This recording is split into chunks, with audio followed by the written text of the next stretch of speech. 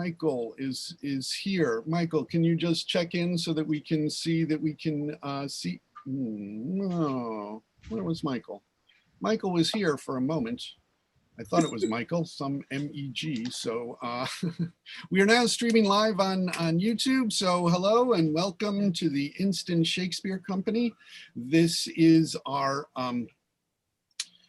first season on Zoom, and we've been doing the Instant Shakespeare Company for more than 20 years at bookstores and libraries in New York City.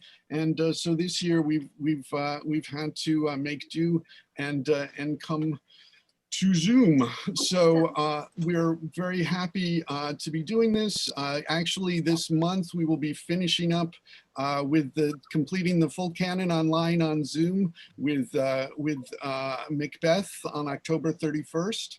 And so Halloween. We're very excited about that. Yep. And Mark's so birthday. Ah, great.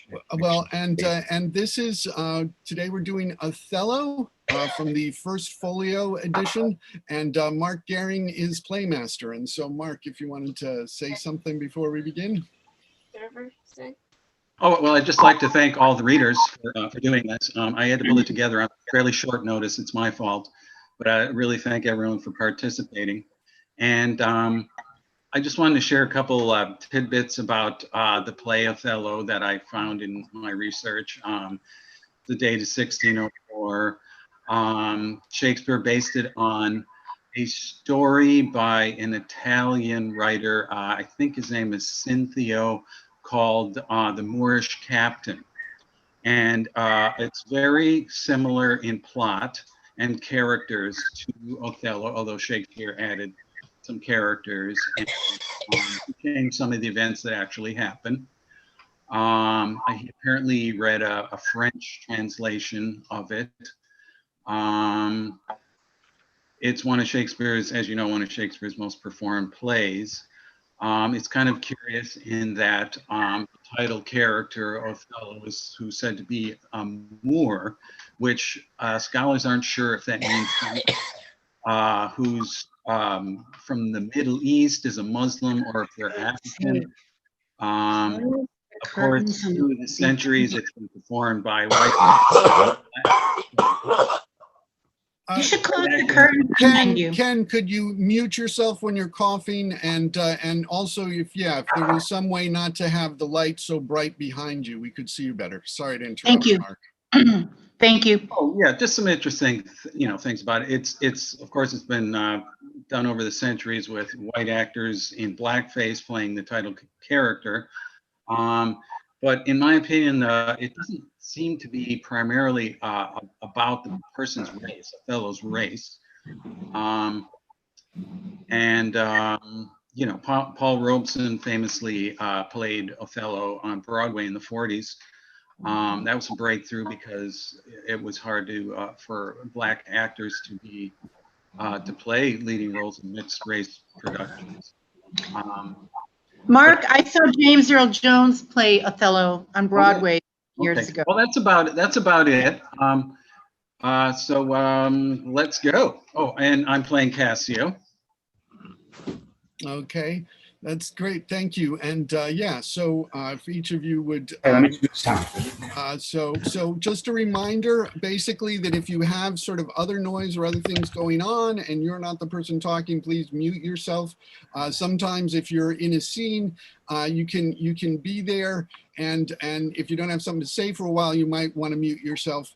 I mean, I think that I leave it up to the actors to decide whether they want to, once they've said their lines, if they feel their character's kind of done for the scene, you can just sort of, as if you'd exit, mute, and stop your video. Because one of the things that the folio isn't really explicit on a lot of times are exits. so we don't do that. And I just read, I'll be reading the major stage directions, which are basically entrances. Sometimes I don't read exits so much because then a lot of times that interferes with the dialogue and we want to keep things moving. Agreed. Michael, can we just sort of check in and see we can hear you all right? Because I can see you. Michael Gardner. Can you hear me? Yes. Yes, I'm playing Rodrigo and Senator in Act 1, Scene 3. Great, thank you.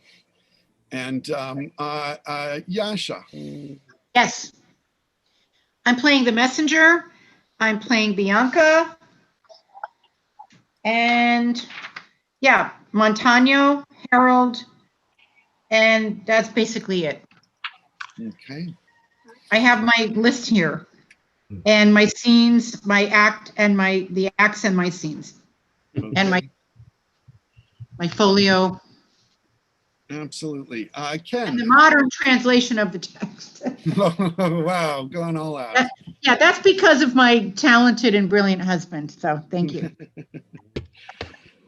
All righty. And Ken, you're doing the Duke of Venice and various other roles, right? Yeah, the Doge of Venice, Second Gentleman, Clown, and Lodovico.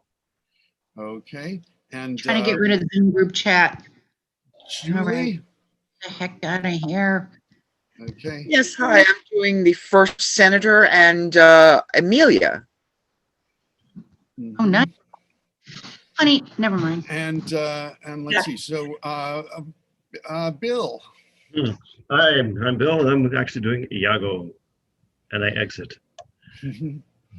And Paula, or Paula's already gone. I guess then are we just to Derek? Hi, I'm Derek Tarzan, and I'm playing Othello. Okay.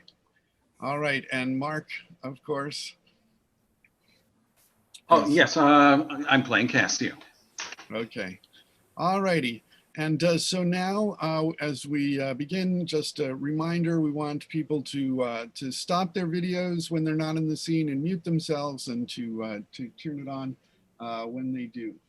So now, without further ado, Othello, the tragedy of Othello, the Moor of Venice. Actus prima sine prima. Enter Rodrigo and Iago. Never tell me. I take it much unkindly that thou, Iago, who hast had my purse as if strings were thine, should know of this. But you'll not hear me. If ever I did dream of such matter, abhor me. Thou'st told me thou didst hold him in thy hate. Despise me if I do not. 3 great ones of the city, in personal suit to make me his lieutenant, outcapped to him, and by the faith of man, I know my price. I am worth no worse a place, but he is loving his own pride and purposes, evades them with bombast circumstance, horribly stuffed with epithets of war, non-suits by my mediators. For certes, says he, I have already chose my officer. And what was he? Forsooth, a great arithmetician, one Michael Cassio, a Florentine, a fellow almost damned in a fair wife, that never set a squadron in the field, nor the division of a battle knows more than a spinster, unless the bookish Theoric, wherein the tongued consuls can purpose as masterly as he. Mere prattle without practice is all his scholarship. But he, sir, had the election, and I, of whom his eyes had seen the proof at Rhodes, at Cyprus, and on the other grounds christened and heathen, must he be lead, and calmed by debtor and creditor. His countercaster, he, in good time, must his lieutenant be, and I, bless the mark, his moorship's ancient. By heaven, I'd rather would have been his hangman. There's no remedy. 'Tis the curse of service. Preferment goes by letter and affection, and not by old gradation, where each second stood heir to the first. Now, sir, be judge yourself, where I, in any just term, am affined to love the Moor. I would not follow him then. Oh, sir, content you. I follow him to serve my turn upon him. We cannot all be masters, nor all masters cannot be truly followed. You shall mark many a duteous and knee-crooking knave, that, doting on his own obsequious bondage, wears out his time, much like his master's ass, for naught but provender, and when he's old, cashiered.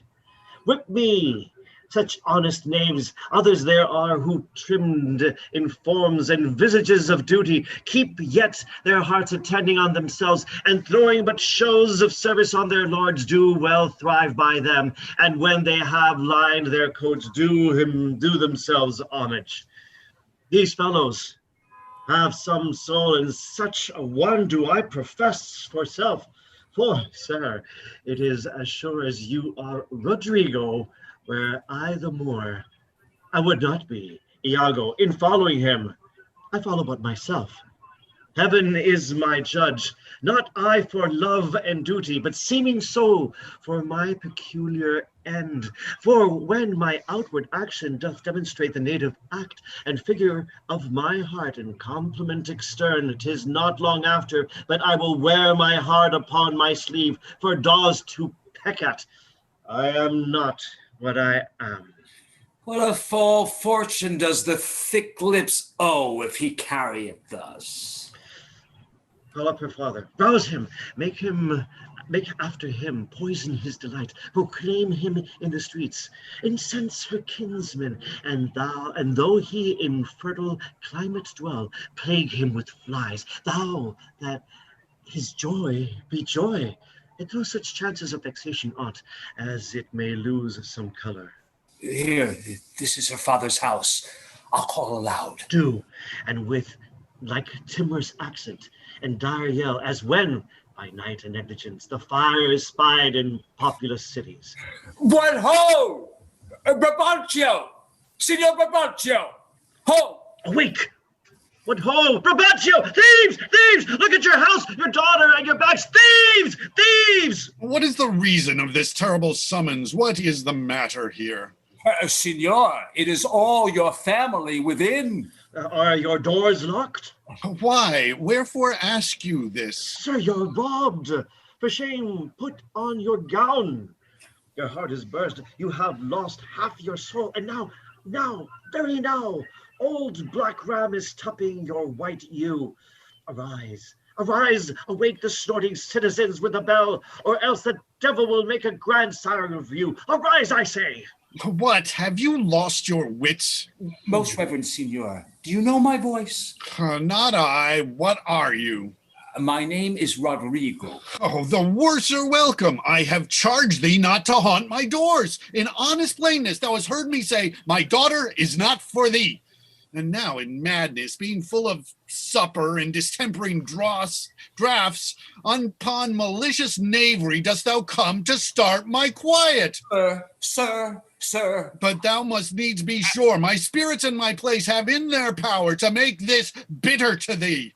Patience, good sir. What tellest thou me of robbing? This is Venice. My house is not a grange. Most grave Brabantio, in simple and pure soul I come to you. Sir, you're one of those that will not serve God if the devil bid you, because we come to do you service, and you think we are ruffians. You'll have your daughter covered with a Barbary horse. You'll have your nephews neigh to you. You'll have coursers for cousins and jennets for Germans. What profane wretch art thou? I am one, sir, that comes to tell you, your daughter and the Moor are making the beast with two backs. Thou art a villain! You are a senator. This thou shalt answer. I know thee, Rodrigo. Sir, I will answer anything, but I beseech you, if it be your pleasure and most wise consent, as partly I find it is, that your fair daughter, at this odd, even and dull watch of the night, transported with no worse nor better guard, but with a knave of common hire, a gondolier to the gross clasps of a lascivious Moor. If this be known to you and your allowance, we then have done you bold and saucy wrongs. But if you know not this, my manners tell me we have your wrong rebuke. Do not believe that from the sense of all civility I thus would play and trifle with your reverence. Your daughter, if you have not given her leave, I say again, hath made a gross revolt, tying her duty beauty, wit, and fortunes in an extravagant and wheeling stranger of here and everywhere, straight satisfy yourself. If she be in your chamber or your house, let loose of me the justice of the state for thus deluding you. For a strike on the tinder, ho! Give me a taper, call up all my people. This accident is not unlike my dream. Belief of it oppresses me already. Light, light, I say. Farewell, for I must leave you. It seems not meet nor wholesome to my place to be producted, as if I stay, I shall, against the Moor. For I do not know the state. However this may gall him, or with some check, cannot with safety cast him. For he's embarked with such loud reason to the Cyprus wars, in which even now stands in act, that for their souls another of his fandom they have none to lead their business. In which regard, though I do hate him as I do hell opines, yet for necessity of present life I must show out a flag and sign of love, which is indeed but sign, that you shall surely find him lead to the Sagittary they raised search, and there will I be with him. So farewell. Exit. Enter Brabantio with servants and torches. It is too true and evil. Gone she is. And what's to come of my despised time is naught but bitterness. Now, Roderigo, where didst thou see her? Oh, unhappy girl. With the Moor, sayest thou? Who would be a father? How didst thou know 'twas she? Oh, she deceives me past thought. What said she to you? Get more tabors. Raise all my kindred. Are they married, think you? Truly, I think they are. Oh, heaven! How got she out? Oh, treason from the blood! Fathers, from hence trust not your daughters' minds by what you see them act. Is there not charms by which the property of youth and maidhood may be abused? Have you not read, Roderigo, of some such things? Yes, sir, I have indeed. Oh, call up my brother. Oh, would you had had her, some one way, some another. Do you know where we may apprehend her in the Moor? I think I can discover him, if you please to get good guard and go along with me. Pray you, lead on. At every house I'll call, I may command at most. Get weapons, ho! And raise some special officers of might. Oh, good Roderigo, I will deserve your pains. Exeunt, Scena Secunda. Enter Othello, Iago, attendant with tortures. Though in the trade of war I have slain men, yet I hold it very stop of the conscience to do no contrived murder. I lack iniquity, sometime to do me service. 9 or 10 times I had thought to have yerked him here unto the ribs. 'Tis better as it is. Nay, but he prated and spoke such scurvy and provoking terms against your honor that with the little godliness I have, I did fall hard forbear him. But I pray you, sir, are you fast married? Be assured of this, that the Magnifico is much beloved and hath in his effect a voice potential as double of the Duke's. He will divorce you, or put upon you what restraint or grievance the law with all his might to enforce on it will give him cable. Let him do his spite. My services which I have done the signori shall out-tongue his complaints. 'Tis yet to know, which when I know that boasting is an honor, I shall promulgate. I fetch my life and being from men of royal siege, and my demerits may speak unbonneted as to as proud a fortune as this that I have reached. For know, Iago, that I love the gentle Desdemona. I would not my unhoused free condition put into circumscription and confine for the sea's worth. But look, what lights come yond? Enter Cassio with torches. Those are the raised father and his friends. You are best go in. Not I must be found. My parts, my title, and my perfect soul shall manifest me rightly. Is it they? By Gemmis, I think so. The servants of the Duke? And my lieutenant? The goodness of the night upon you, friends. What is the news? The Duke does greet you, General, and he requires your post-haste appearance, even on the instant. What is the matter, think you? Something from Cyprus, as I may divine. It is a business of some heat. The galleys have sent a dozen secret messengers this very night at one another's heels, and many of the councils raised and met are at the Duke's already. You have been hotly called for, when being not at your lodging to be found, the Senate has sent about 3 several quests to search you out. It is well I am found by you. I will but spend a word here in the house and go with you. Ancient, what makes you here? Faith, he tonight hath boarded a land carked, as if it prove lawful prize. He's made forever. I do not understand. He's married. To who? Married to come captain. Will you go? Have with you. Here comes another troop to seek for you. Enter Brabantio Rodrigo with officers and torches. It is Brabantio, General. Be advised, he comes to bad intent. Hola, stand there.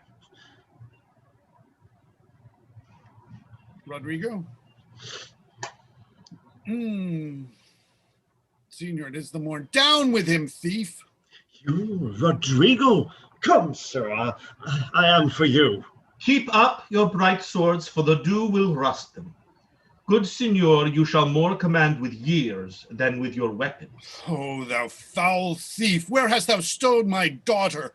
Damned as thou art, thou hast enchanted her. For I'll refer me to all things of sense, if she in chains of magic were not bound, whether a maid so tender, fair, and happy, so opposite to marriage that she shunned the wealthy curled dearling of our nation, would ever have to endure a general mock, run from her guardage to the sooty bosom of such a thing as thou, to fear, not to delight.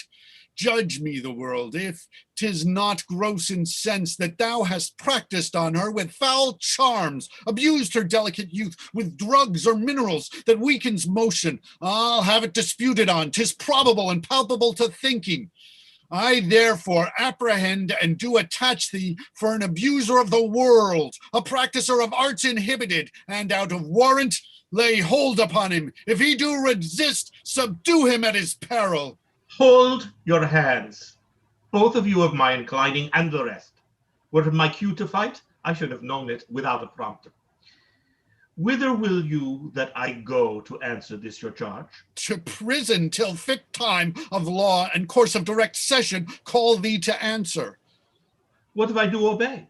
How may the Duke be therewith satisfied, whose messengers are here about my side upon some present business of the state to bring me to him? 'Tis true, most worthy signor, the dukes in council and your noble self, I'm sure, is sent for. How? The Duke in council in this time of night? Bring him away. Mine's not an idle cause. The Duke himself or any of my brothers of the state cannot but feel this wrong as 'twere their own. For if such actions may have passage free, bond slaves and pagans shall our statesmen be. Exeunt. Scena tertia, enter Duke, Senator, and officers. There is no composition in these news that gives them credit. Indeed, they are disproportioned. My letters say 107 galleys. And mine 140. And mine 200. But though they jump not as on a just account as in these cases where the aim reports, 'tis off with difference. Yet do they all confirm a Turkish fleet and bearing up to Cyprus? Nay, 'tis possible enough to judgments. I do not so secure me in the error, but the main article I do approve in fearful sense. But ho! Enter sailor. A messenger from the galleys. Now, what's the business? Sailor, you're muted. Please unmute yourself.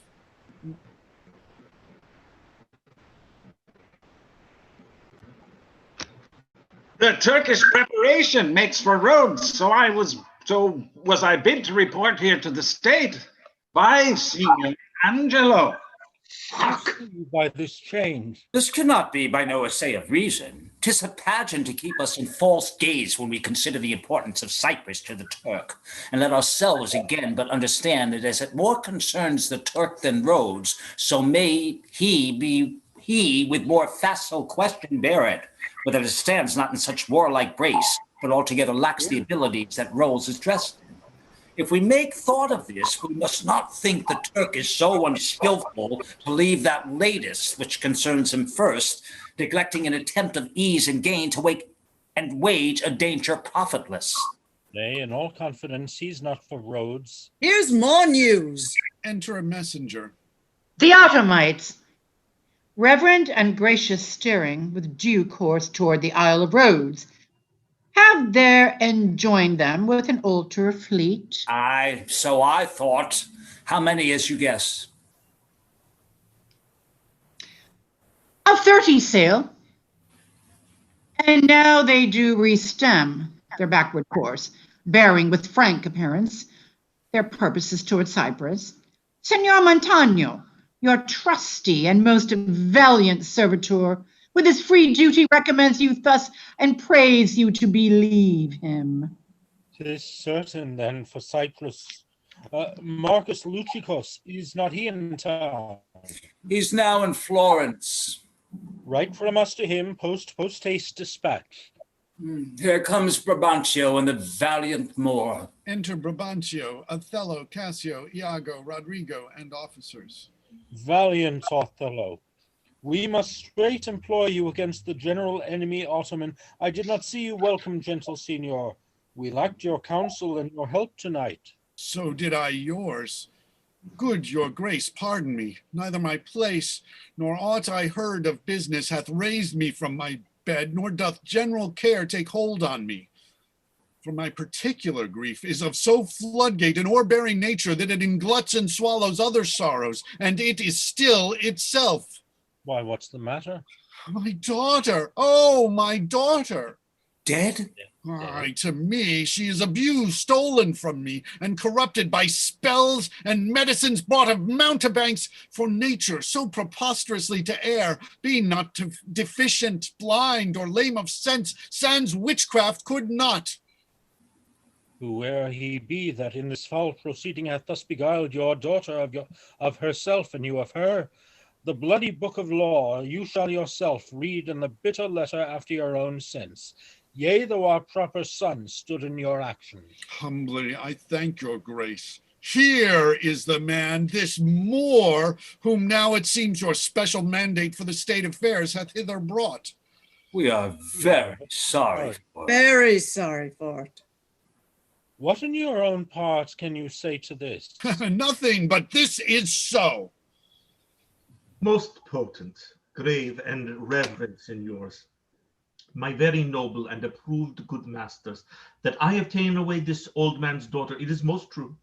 True, I have married her. The very head and front of my offending hath this extent, no more. Rude am I in my speech, and little blessed with the soft phrase of peace.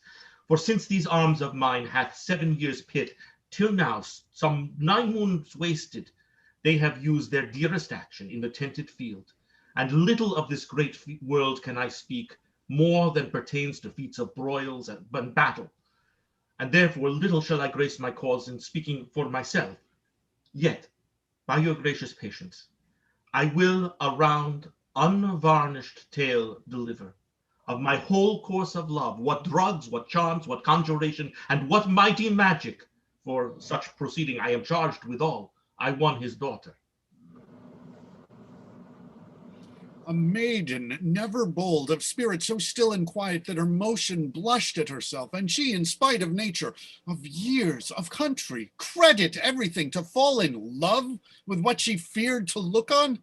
It is a judgment maimed and most imperfect that will confess perfection so could err against all rules of nature, and must be driven to find out practices of cunning hell why this should be. I therefore vouch again that with some mixtures powerful o'er the blood, or with some dram conjured to this effect, he wrought up on her to vouch this. 'Tis no proof, without more wider and more over test than these thin habits and poor likelihoods of modern seeming do prefer against him. But Othello, speak. Did you, by indirect and forced courses, subdue and poison this young maid's affections? Or came it by request, and such fair question as soul to soul affordeth? I do beseech you, send for the lady to the sagittary, and let her speak of me before her father. If you do find me foul in her report, the trust, the office I do hold of you, not only take away, but let your sentence even fall upon my life. Fetch Desdemona hither. Ancient, conduct them. You best know the place, and till she comes, as truly as to heaven, I do confess the vices of my blood, so justly to your grave ears. I'll present how I did thrive in this fair lady's love, and she in mine. Say it, Othello. Her father loved me, oft invited me, still questioned me the story of my life from year to year, the battle, sieges, fortune that I have passed. I ran it through, even from my boyish days to the very moment he had me tell it, wherein I spoke of most disastrous chances, of moving accidents by flood and field, of hair-breadth escapes in the imminent deadly breach, of being taken by the insolent foe and sold to slavery, of my redemption thence and portents in my traveler's history, wherein of Antar's vast and desert's isle, rough quarries, rocks, hills, whose head touch heaven, it was my hint to speak. Such was my process, and of the cannibals that each other eat, the anthropophagi, and men whose heads grew beneath their shoulders. These things to hear would Desdemona seriously incline. But still the house affairs would draw her hence, which ever as she could, with haste dispatch, she'll come again, and with a greedy ear devour up my discourse. Which I observing, took once a pliant hour, and found good means to draw from her a prayer of earnest heart, that I would all my pilgrimage dilate, whereof by parcels she had something heard, but not instinctively. I did consent, and often did beguile her of her tears, when I did speak of some distressful stroke that my youth suffered. My story being done, she gave me for my pains a world of kisses. She swore in faith 'twas strange, 'twas passing strange, 'twas pitiful, was wondrous pitiful. She wished she had not heard it, yet she wished that heaven had made her such a man. She thanked me, and bade me, if I had a friend that loved her, I should but teach him how to tell my story, and that would woo her. Upon this hint I spake. She loved me for the dangers I had passed, and I loved her that she did pity them. This only is the witchcraft I have used. Here comes the lady, let her witness it.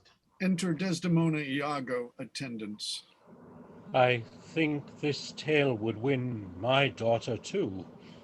Good Brabantio, take up this mangled matter at the best. Men do their broken weapons rather use than their bare hands. I pray you, hear her speak. If she confess that she was half the wooer, destruction on my head, if my bad blame light on the man.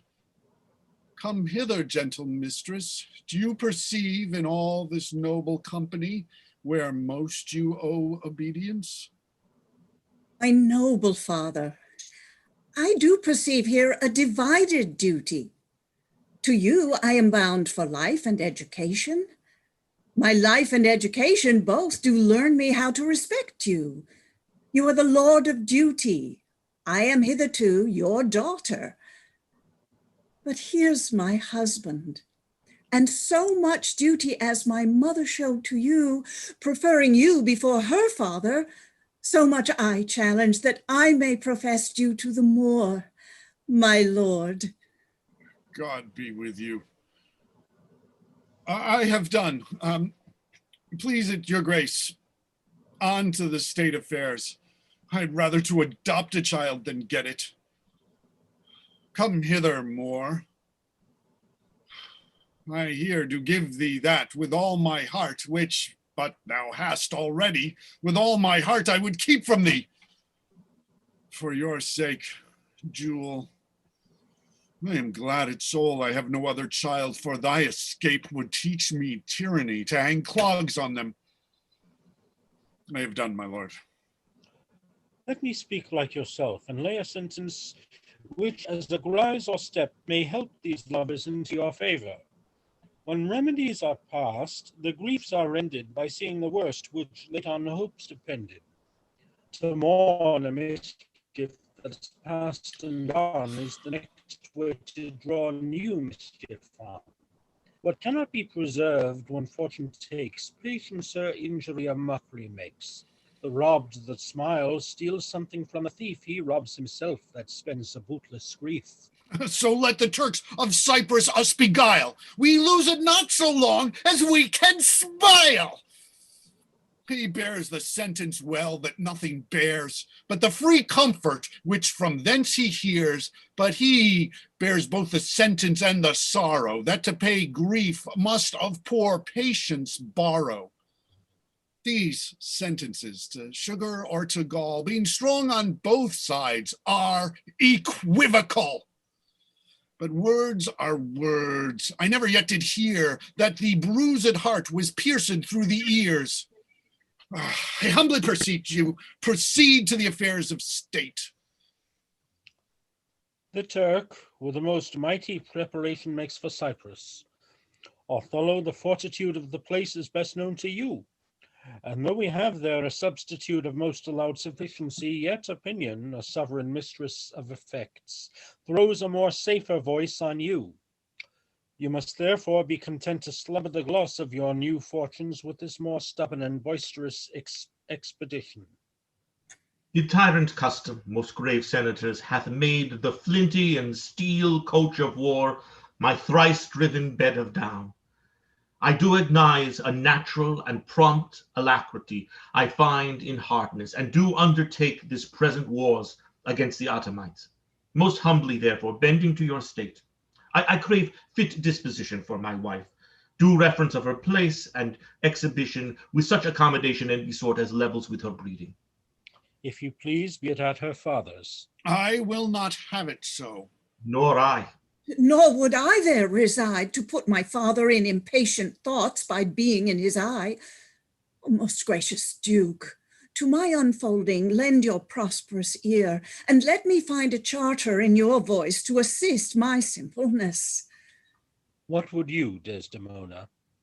That I love the more, to live with him, my downright violence and storm of fortunes may trumpet to the world.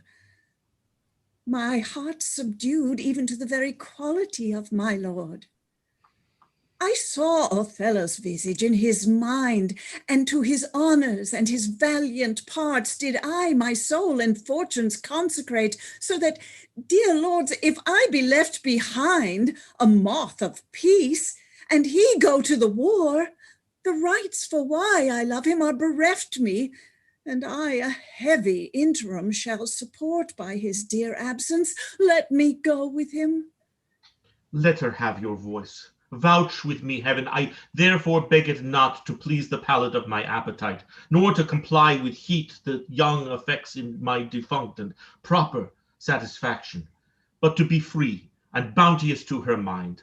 And heaven defend your good souls that you think I will your serious and great business scant when she is with me. No, when light-winged toys of feathered Cupid seal with wanton dullness my speculative and officed instrument, that my disports corrupt and taint my business. Let housewives make a skillet of my helm, and all indignity and base adversities make head against my estimation. Be it as you shall privately determine, either for her stay or going. The affair cries haste, and speed must answer it. And you must away tonight. With all my heart. Please leave a message after the tone. At 9 in the morning, here we'll meet the time. This is Ryan. Othello, This is Jenna calling from the Chief New York 10 support unit. I'm returning your call. My number is 846-574-7110.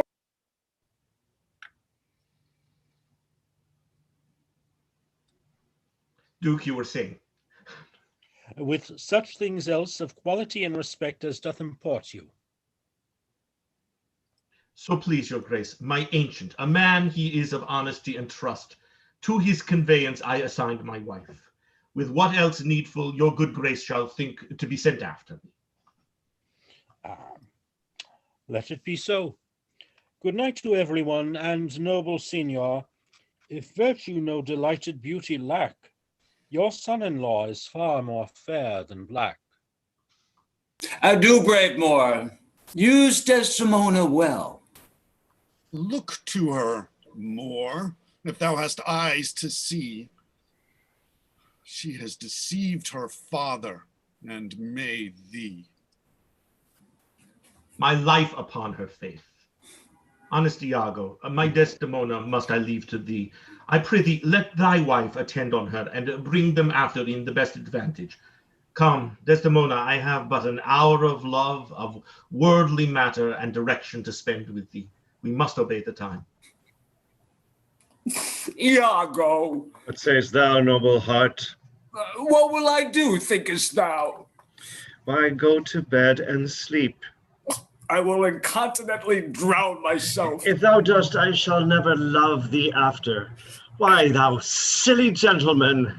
It is silliness to live, when to live is torment. And then have we a prescription to die, when death is our physician. Oh, villainous, I have looked upon the world for 4 times 7 years, and since I could distinguish betwixt a benefit and an injury, I never found a man that knew how to love himself.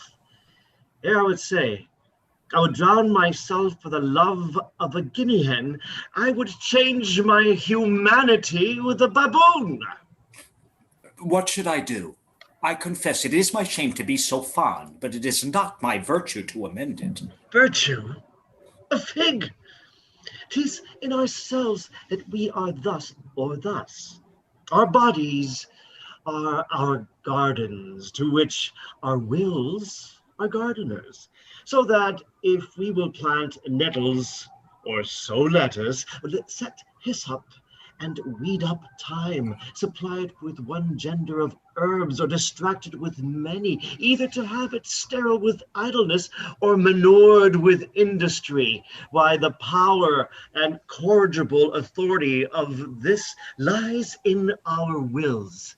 If the brain of our lives had not one scale of reason to poise another of sensuality, the blood and baseness of our natures would conduct us to most preposterous conclusions. But we have reason to cool our raging motions, our carnal stings, our unbitted lusts, whereof I take this, that you call love, to be a sect or saying. It cannot be. It is merely a lust of the blood and a permission of the will. Come, be a man, drown thyself, drown cats, and blind puppies. I have professed with me, thy friend, and I confess mean it to thy deserving, with cables of perdurable toughness. I could never better steed thee than now. Put money in thy purse, follow thou the wars, defeat thy favor with an unusurped beard. I say, put money in thy purse. It cannot be long that Desdemona should continue her love to the Moor. Put money in thy purse, nor he is his to her. It was a violent commencement in her, and thou shalt see an answerable sequestration. Put money in thy purse. These Moors are changeable in their wills. Fill thy purse with money. Thy food, that to him now is as luscious as locusts, shall be to him shortly as bitter as coloquintida. She must change for youth. When she is sated with his body, she will find the heirs of her choice. Therefore, put money in thy purse. If thou wilt needs damn thyself, do it a more delicate way than drowning. Make all the money thou canst, if sanctimony and a frail vow betwixt an erring barbarian and a super subtle Venetian be not hard to for my wits, and all the tribe of hell thou shalt enjoy her. Therefore make money, a pox of drowning thyself. It is clean out of the way. Seek thou rather to be hanged and come passing thy joy than to be drowned and go without her. Will thou be fast to my hopes if I depend on the issue? Thou art sure of me. Go make money. I have told thee often, and I will retell thee again and again. I hate the Moor. My cause is hearted. Thine hath no less reason. Let us be conjunctive in our revenge against him. If thou canst cuckold him, thou dost thyself a pleasure, me a sport. There are many events in the womb of time which will be delivered. Traverse, go, provide thy money. We will have more of this tomorrow. Adieu. Where shall we meet in the morning? At my lodging. I'll be with thee betimes. Go to, farewell. Do you hear, Rodrigo? I'll sell all my land. Thus, do I ever make my fool my purse? For I mine own gained knowledge should profane. If I would time expend with such snape, but for my sport and profit, I hate the Moor, and it is thought abroad that twixt my sheets she has done my office. I know not if it be true, but I, from mere suspicion in that kind, will do as for surety. He holds me well. The better shall my purpose work on him. Cassio's a proper man. Let me see now. To get his place and to plume up my will in double knavery. How?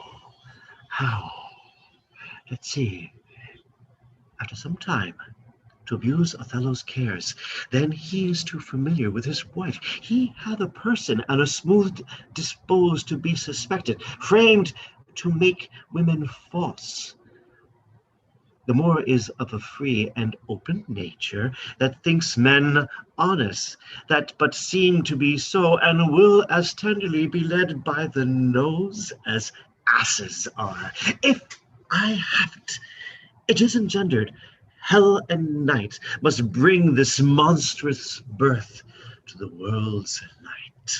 Actus primus, scena prima. Enter Montano and 2 gentlemen. What from the Cape can you discern at sea? Nothing at all. It is a high-wrought flood. I cannot twixt the heaven and the main descry a sail. Methinks the wind hath spoke loud at land. A fuller blast never shook our battlements. If it hath roughened so upon the sea, what ribs of oak, when mountains melt on them, can hold the mortise? What shall we hear of this? Segregation of the Turkish fleet.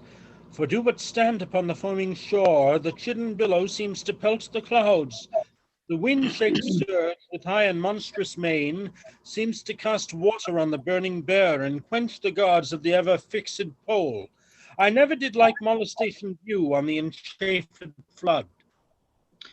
If that the Turkish fleet be not unsheltered and embay there drowned, it is impossible to bear it out.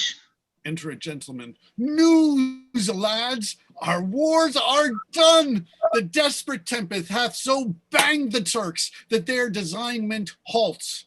A noble ship of Venice hath seen a grievous wrack and sufferance on most part of their fleet. How? Is this true? The ship is here put in. Veronessa, Michael Cassio, lieutenant to the warlike Moor Othello, is come on shore, and the Moor himself at sea, and is in full commission here for Cyprus. I am glad on it. 'Tis a worthy governor. About this same Cassio, though we speak of comfort touching the Turkish loss, yet he looks sadly, and pray the Moor be safe, for they were parted with foul and violent tempest.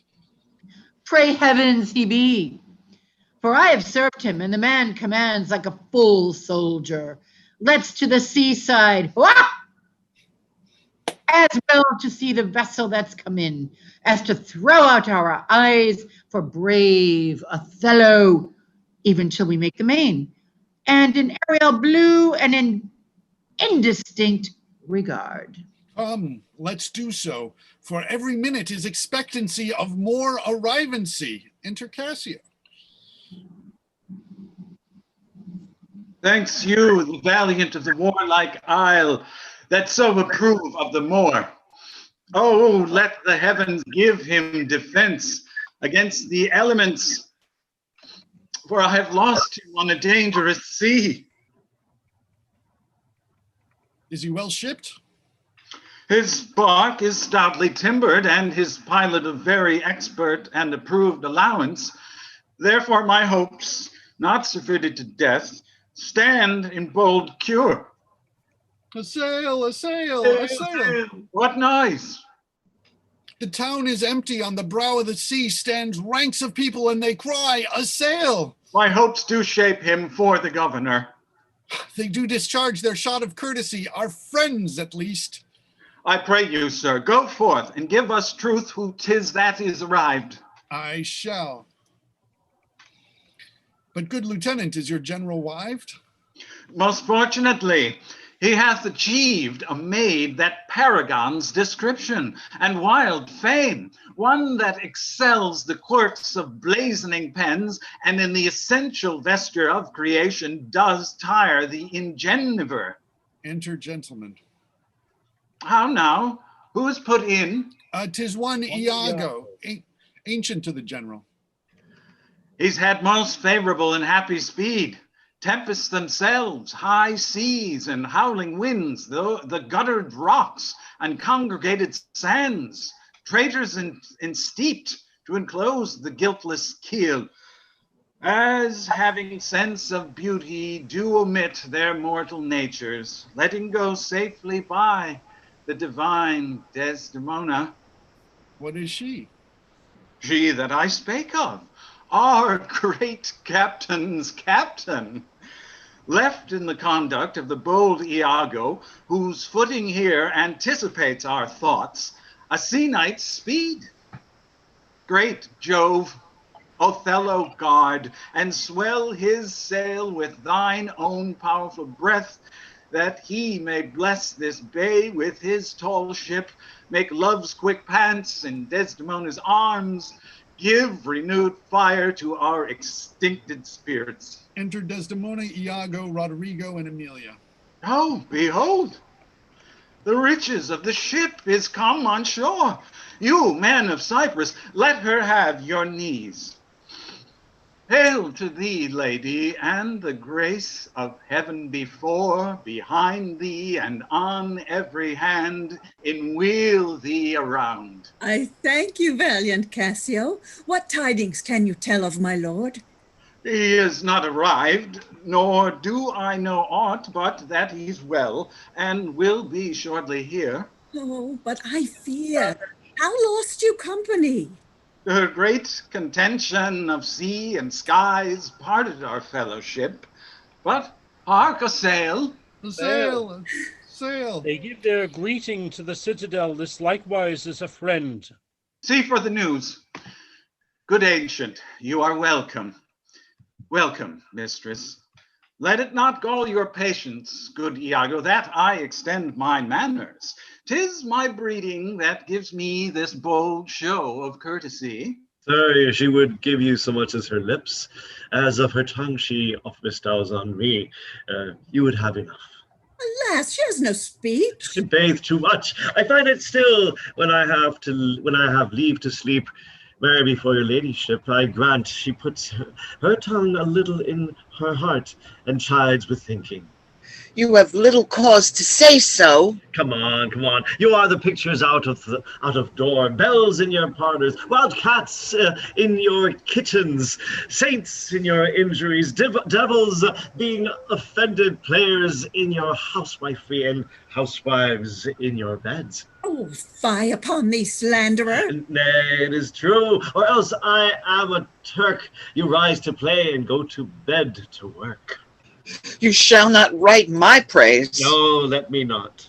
Well, what wouldst write of me if thou shouldst praise me? Oh, gentle lady, do not put me to it, for I am nothing if not critical. Come on, essay.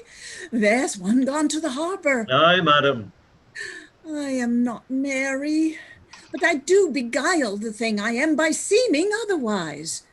Come, how wouldst thou praise me? I'm about it, but indeed my invention comes from my pate, as Birdly Me does from trees. It plucks out brains and all, but my muse labors, and thus she is delivered. If she be fair and wise, fairness and wit, the one's for use, the other useth it. Well praised. How if she be black and witty? If she be black and there to have a wit, she'll find a white that shall her blackness fit. Worse and worse. How if fair and foolish? She never yet was foolish, that was fair, for even her folly helped her to an heir. These are old, fond paradoxes to make fools laugh in the alehouse. What miserable praise hast thou for her that's foul and foolish? Yes, none so foul and foolish thereunto, but does foul pranks which fair and wise ones do. Oh, heavy ignorance! Thou praisest the worst best. But what praise couldst thou bestow on a deserving woman indeed? One that, in the authority of her merit, did justly put on the vouch of very malice itself. She that was ever fair and never proud, had tongue at will and yet was never loud, never lacked gold and yet went never gay, fled from her wish and yet said, now I may. She that being angered, revenge being nigh, bade her wrong stay and her displeasure fly. She that in wisdom never was so frail to change the cod's heads for the salmon's tail. She that could think and never disclose her mind, see suitors following and not look behind. She was a white, if ever such whites were. To do what? To suckle fools and chronicle small beer. Oh, most lame and impotent conclusion. Do not learn of him, Amelia, though he be thy husband. How say you, Cassio? Is he not a most profane and liberal counselor? He speaks home, madam. You may relish him more in the soldier than in the scholar. He takes her by the palm. I well said, whisper, with as little a web as this, will I ensnare as great a fly as Cassio. I smile upon her, do. I will give thee in thine own courtship. You say true, 'tis so indeed. If such tricks as those strip you out of your lieutenantry, it had been better you had not kissed your 3 fingers so oft, which now again you are most apt to play the sir in. Very good, well kissed, an excellent courtesy, 'tis so indeed. Yet again your fingers to your lips, would they were clustered pipes for your sake. The more I know his trumpet. 'Tis truly so. Oh, let's meet him and receive him. Lo, where he comes. Enter Othello in attendance. Oh, my fair warrior. My dear Othello. Gives me wonder great as my content to see you here before me. Oh, my soul's joy, if after every tempest come such calms, may the winds blow till they have wakened death, and let the laboring bark climb hills of sea Olympus high, and duck again as low as hells from heaven. If it were now to die, 'twere now to be most happy. For I fear my soul hath her content so absolute that not another comfort like to this succeeds in unknown fate. The heavens forbid but that our loves and comforts should increase even as our days do grow. Amen to that, sweet powers. I cannot speak enough of this content. It stops me here. It is too much of joy. And this the great discords be that e'er our hearts shall make. Oh, you are well tuned now. But I'll set down the pegs that make this music as honest as I am. Come, let us to the castle. News, friends, our wars are done. The Turks are drowned. How does my old 45. 45, yes. How does my old acquaintance of the Isle, Honey, you shall be well desired in Cyprus. I have found great love amongst them. Oh, my sweet, I prattle out of fashion, and I dote in mine own comforts. I prithee, good Iago, go to the bay and disembark my coffers. Bring thou the master to the citadel. He is a good one, and his worthiness does challenge much respect. Come, Desdemona, once more well met at Cyprus.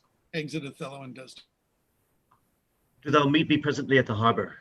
Come thither, if thou be valiant. As they say, base men being in love have then a nobility in their natures more than is native to them. List me. A lieutenant tonight watches on the court of guard. First, I must tell thee this. Desdemona is directly in love with him. With him? Mm-hmm. Why, 'tis not possible. Lay thy finger thus, and let thy soul be instructed. Mark me, with what violence she first loved the Moor, but for bragging and telling her fantastical lies. To love him still for prating, not let thy discreet heart think it. Her eye must be fed, and what delight shall she have to look on the devil?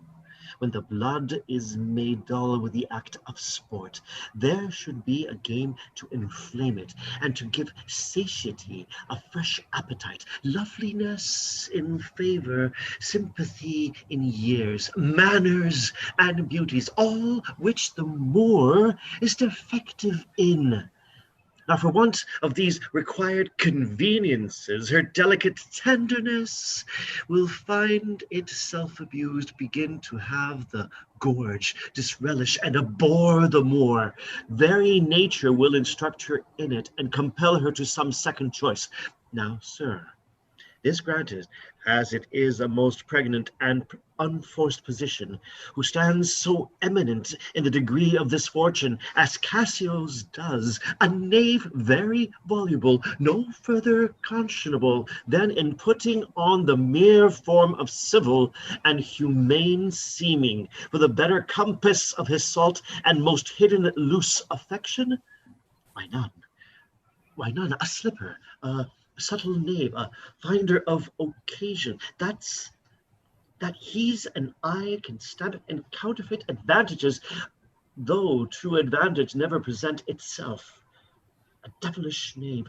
Besides, the knave is handsome, young, and hath all those requisites in him that folly and green minds look after. A pestilent, complete knave, and the woman hath found him already. I cannot believe that in her. She is most full of blessed condition. Blessed Big's End. The wine she drinks is made of grapes. If she had been blessed, she would never have loved the Moor. Blessed pudding. Didst thou not see her paddle with the palm of his hand? Didst thou mark that? Yes, that I did. Lechery. But courtesy. Lechery by his hand. An index and obscure prologue to the history of lust and foul thoughts, yet met so near with their lips that their breaths embraced together. Villainous thoughts, Rodrigo, when these mutabilities so marshal the way, hard at hand come the master and main exercise, then corporate conclusion. Pish! But, sir, be you ruled by me. I have brought you from Venice. Watch you tonight, for the command I'll lay it upon you. Cassio knows you not. I'll not be far from you. Do you find some occasion to anger Cassio, either by speaking too loud or tainting his discipline, or from what other course you please, which the time shall more favorably minister? Well, sir, he's rash and very sudden in choler, and happily may strike at you, provoke him that he may, for even out of that I will cause these of Cyprus to mutiny, whose qualification shall come into no true estate again, but by the displanting of Cassio. So shall you have a shorter journey to your desires. By the means I shall then have to prefer them, and the impediment most profitably removed, without the which there were no expectation of our prosperity. I will do this, if you can bring to any opportunity. I warned thee. Meet me by and by at the citadel. I must fetch his necessaries ashore. Farewell. Adieu. That Cassio loves her, I do well believe it. That she loves him, 'tis apt, and of great credit. The more, howbeit that I endure him not, is a constant, loving, noble nature, and I dare think he'll prove to Desdemona a most dear husband. Now, I do love her too, not out of absolute lust, though peradventure I stand a competent for as great a sin, that partly led to diet my revenge. For that I do suspect the lusty Moor hath leaped into my seat. The thought whereof doth, like a poisonous mineral, gnaw my inwardness, and nothing can or shall content my soul till I am evened with him, wife for wifed, or frailing so, yet that I put the more, and least into a jealousy so strong that judgment cannot cure. Which thing to do if this poor trash of Venice, whom I trace for his quick hunting, stand the putting on? I'll have our Michael Cassio on the hip, abuse him to the more in the right garb, for I fear Cassio with my nightcape too, make the Moor thank me, love me, and reward me, and make him egregiously an ass, and practicing upon his peace and quiet, much to madness.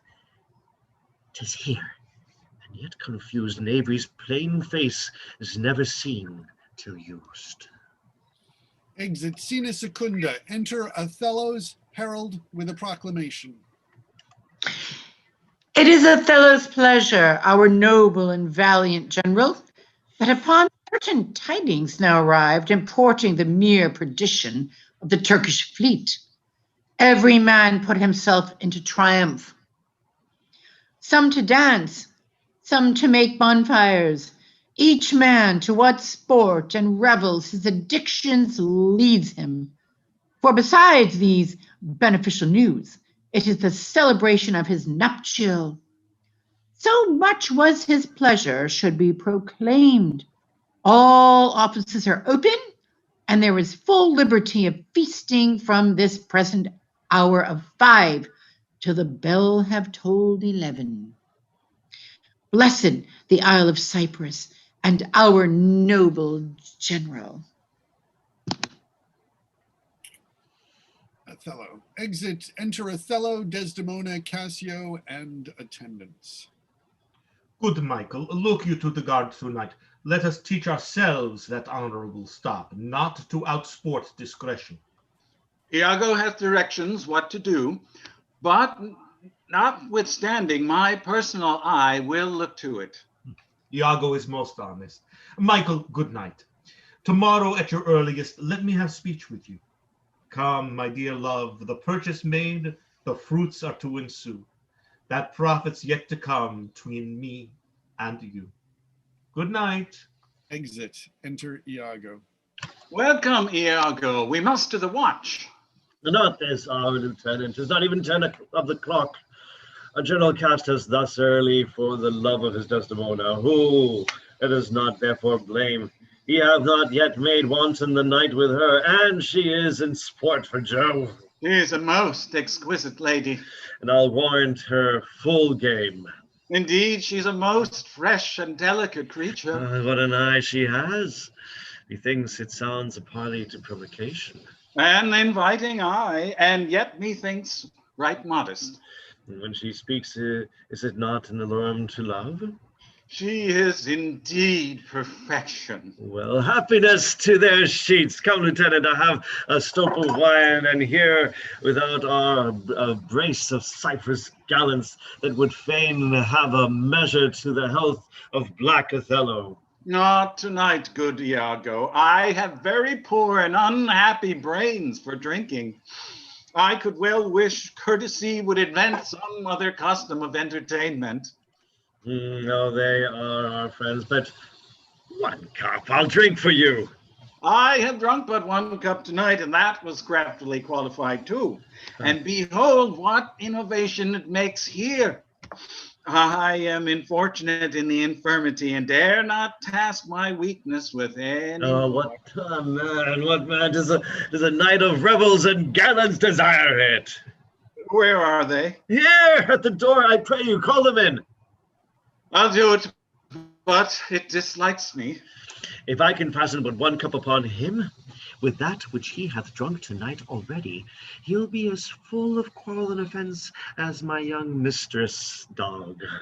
For my sick fool Rodrigo, whom love hath turned almost the wrong side out, to Desdemona hath tonight caroused potations potty deep, and he's to watch 3 else of Cyprus, noble swelling spirits that hold their honors in a wary distance. The very elements of this warlike isle have I tonight flustered with flowing cups, and they watch too. Now, mongst this flock of drunkards am I put to Arcassio in some action that may offend the isle. But here they come. If consequence do but approve my dream, my boat sails freely with wind and stream. Mute yourself. Just mute it. For heaven, they have given me a rouse already. Good faith, a little one, not past a pint, as I am a soldier. No, act. Some wine, ho! And let me the cannikin clink, clink, and let me the cannikin clink. A soldier's a man, oh, a man's life but a span. Why then let a soldier drink some wine, boys. For heaven, an excellent song. Yeah, I learned it in England, where indeed they are most potent in potting. Your Dane, your German, and your swag-bellied Hollander, drink ho, are nothing to your English. Is your Englishman so exquisite in his drinking? Why, he drinks you with facility. Our Dane dead drunk, he sweats not to overthrow your Alaman. He gives your Hollander a vomit ere the next pottle can be filled. To the health of our general. I am for it, Lieutenant, and I'll do you justice. Oh, sweet England. Am I mute? Don't worry. King Stephen was a worthy peer. His reaches cost him but a crown. He held him then 6pence, all too dear, with what he called a tailor loan. He was a wight of high renown, and thou art but of low degree. 'Tis pride that pulls the country down, and take a world's cloak about thee. Some wine, ho! Why, this is a more exquisite song than the other. Will you hear it again? No, for I hold him to be unworthy of his place that does those things. Well, heavens above all, and there be souls must be saved, and there be souls must not be saved. It's true, good lieutenant. For mine own part, no offense to the general, nor any man of quality, I hope to be saved. And so do I too, lieutenant. Aye, but by your leave, not before me. The lieutenant is to be saved before the ancient. Let's have no more of this. Let's go to our affairs. Forgive us our sins, gentlemen. Let's look to our business. Do not think, gentlemen, I am drunk. This is my ancient, this is my right hand, and this is my left. I am not drunk. Now I can stand well enough, and I speak well enough. Ah, excellent, well. Why, very well then. You must not think then that I am drunk. Exit. Montano, are you there? Or should I just go on? To the platform, masters. Come, let's set the watch. You see this fellow that has gone before, he's a soldier, fit to stand by Caesar and give direction, and do but see his vice. 'Tis to his true virtue just equinox, the one's as long as the other. 'Tis pity of him, I fear the trust Othello puts in him on some odd time of his infirmity will shake this island. Is he often thus? 'Tis evermore his prologue to his sleep. He'll watch the orlog a double set, if drink rock not his cradle. It were well the general were put in mind of it. Perhaps he sees it not, or his good nature prizes the virtue that appears in Cassio, and looks not on his evils. Is not this true? Now, Rodrigo, I pray you, after the lieutenant, go! And 'tis a great pity that the noble Moor should hazard such a place as his own second with one of an engraft infirmity. It were an honest action to say so to the Moor. Not I. For this fair island, I do love Cassio well, and would do much to cure him of this evil. But hark, what noise? You rogue, you rascal! Oh, what's the matter, Lieutenant? A knave teach me my duty? I'll beat the knave into a twig bottle! You're muted, Rodrigo. Act 2, Scene 3. It does not exist. Page 57. We're on page 57 of this Puck Press script. Stupid. Dost thou prate? Where beat me, Rodrigo? We're at your line. Beat me. You were muted. You're muted, Michael. You're still muted. Is that my bad? You know how to mute yourself? Yeah. I'm trying to unmute you, and that muted you, so you're still muted, Michael. Try and unmute yourself, and I won't touch it at all. Beat me? Dost thou prate, rogue? Stupid asshole. Nay, good lieutenant, I pray you, sir, hold your hand. Let me go, sir, or I'll knock you o'er the mazzard. Come, you're drunk. Drunk? Away, I say, go out and cry a mutiny. Nay, good lieutenant, alas, gentlemen, help, oh, lieutenant, Montano, help, masters. Here's a goodly watch indeed. Who's that which rings the bell? Diablo, ho, the towns will rise. Fie, lieutenant, you'll be ashamed forever. Enter Othello in attendance. What is the matter here? Plead still, I am hurt to the death, he dies. Hold! For your lives. Hold, lieutenants, Montano, gentlemen, have you forgot all place of sense and duty? Hold! The general speaks to you. Hold for shame. Why, how now, ho? From whence ariseth this? Are we turned Turks, and to ourselves do that which heaven hath forbid the Ottomites? For Christian shame, put by this barbarous brawl, he that stirs next, to carve for his own rage, holds his soul light. He dies upon his motion. Silence that dreadful bell. It frights the isle from her propriety. What is the matter, masters? Honest Iago, that looks dead with grieving, speak. Who began this? On thy love, I charge thee. I do not know. Friends all, but now, even now, in quarter and in terms like bride and groom divesting from the bed, and then, but now, as if some planet had unwitted them, swords out and tilting one at other's breasts in opposition bloody. I cannot speak.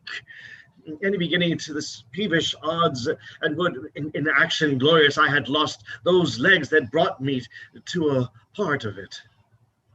How comes it, Michael, you are thus forgot? I pray you pardon me. I cannot speak. Worthy Montano, you were wont to be civil. The gravity and stillness of your youth the world hath noted, and your name is great in mouths of wisest censure. What's the matter that you unlace your reputation thus, and spend your rich opinion for the name of a night brawler? Give me answer to it. Yasha, you going to read Montano? Do you want me to continue? We're at worthy Othello, I'm hurt to danger, and you're muted currently.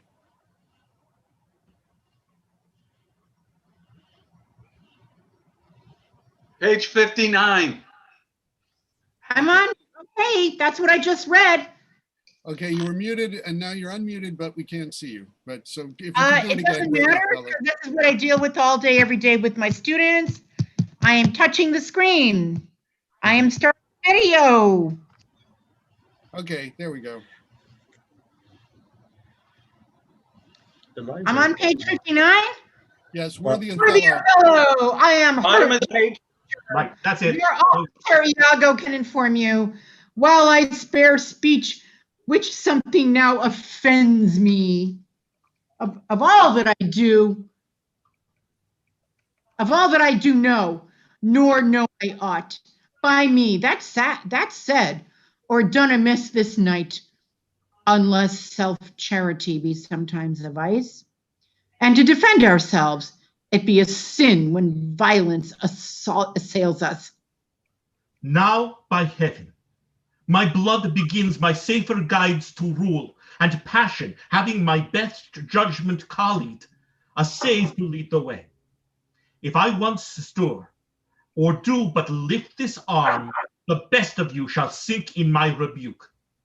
Give me to know how this foul rout began, who set it on, and he that is approved in this offense, though he had twinned with me, both at a birth, shall loose me. What in a town of war, yet wild, the people's hearts brimful of fear, to manage private and domestic quarrel, in night and on the court of guard of safety? 'Tis monstrous. Iago, who begat? If partially fined or league in office, thou dost deliver more, or less than truth. Thou art no soldier. Touch me not so near. I had rather have this tongue cut from my mouth than it should do offense to Michael Cassio. Yet I persuade myself to speak the truth. Shall nothing wrong with him. This is it, General. Montano and myself being in speech, there comes a fellow crying for help, and Cassio following him with determined sword to execute upon him. Sir, this gentleman steps in to Cassio and entreats his pause. Myself, the crying fellow did pursue least of his lammer as it fell out. The town might fall in fright. He, swift of foot, outran my purpose, and I returned then rather, for that I heard the clink and fall of swords, and Cassio high in oath, which till tonight I ne'er might say before. But when I came back, for this was brief, I found them close together at blow and thrust, even as again they were when you yourself did part them. More of this matter cannot I report, but men are men. The best sometimes forget, though Cassio did some little wrong to him, and men in rage strike those that wish them best. Yet surely Cassio, I believed, received from him that fled some strange indignity, which patience could not pass. I know, Iago, thy honesty and love doth mince this matter, making it like to Cassio. Cassio, I love thee, but never more be officer of mine. Enter Desdemona attended. Look, if my gentle love be not raised up, I'll make thee an example. What's the matter, dear? All's well, sweeting. Come away to bed. Sir, for your hurts, myself will be your surgeon. Lead him off. Iago, look with care about the town and silence those whom this vile brawl distracted. Come, Desdemona, 'tis the soldier's life to have balmy slumbers waked with strife. Are you hurt, Lieutenant? Aye, past all surgery. Mary, heaven forbid. Reputation, reputation, reputation. Oh, I have lost my reputation. I have lost the immortal part of myself, and what remains is bestial. My reputation, Iago. My reputation. As I am an honest man, I had thought you had received some bodily wound. There is more sense in that than in reputation. Reputation is an idle and most false imposition, oft got without merit and lost without deserving. You have lost no reputation at all, unless you repute yourself such a loser. What man? There are more ways to recover the general again. You're but now cast in his mood, a punishment more in policy than in malice. Even so, as one would beat off his offenseless dog, it's to affright an imperious lion. Sue to him again, and he's yours. I would rather sue to be despised than to deceive so good a commander with so slight, so drunken, and so indiscreet an officer. Drunk, and speak parrot, and squabble, swagger, swear, and discourse fustian with one's own shadow. O thou invisible spirit of wine, if thou hast no name to be known by, let us call thee devil. What was he that you followed with your sword? What had he done to you? I know not. Is it possible? I remember a mass of things, but nothing distinctly. A quarrel, but nothing wherefore. Oh, that men should put an enemy in their mouths to steal away their brains, that we should with joy, pleasance, revel, and applause transform ourselves into beasts. Why? But you are now well enough. How came you thus recovered? It hath pleased the devil drunkenness to give place to the devil wrath. One unperfectness shows me another way to make me frankly despise myself. Come, you are too severe a moraler. As the time, the place, and the condition of this country stands, I could hardly wish this had not befallen. But since it is, as it is, meant it for your own good. I will ask him for my place again. He shall tell me I am a drunkard. Had I as many mouths as Hydra, such an answer would stop them all. To be now a sensible man, by and by a fool, and presently a beast. Oh, strange.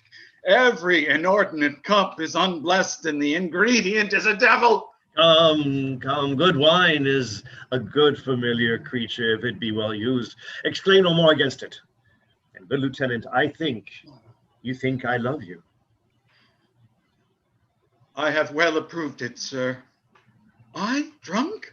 You, or any man living, may be drunk at a time. Man, I tell you what you shall do. Our general's wife is now the general. I may say so in this respect, for that he hath devoted and given up himself to the contemplation, mark, and devotement of her parts and graces. Confess yourself freely to her, importune her to help to put you in a place again. She is so free, so kind, so apt, so blessed a disposition. She holds it a vice in her goodness not to do more than she is requested. This broken joint between you and her husband, entreat her to splinter, and my fortunes against any lay worth naming, this crack of your love shall grow stronger than it was before. You advise me well. I protest in the sincerity of love and honest kindness. I think it freely.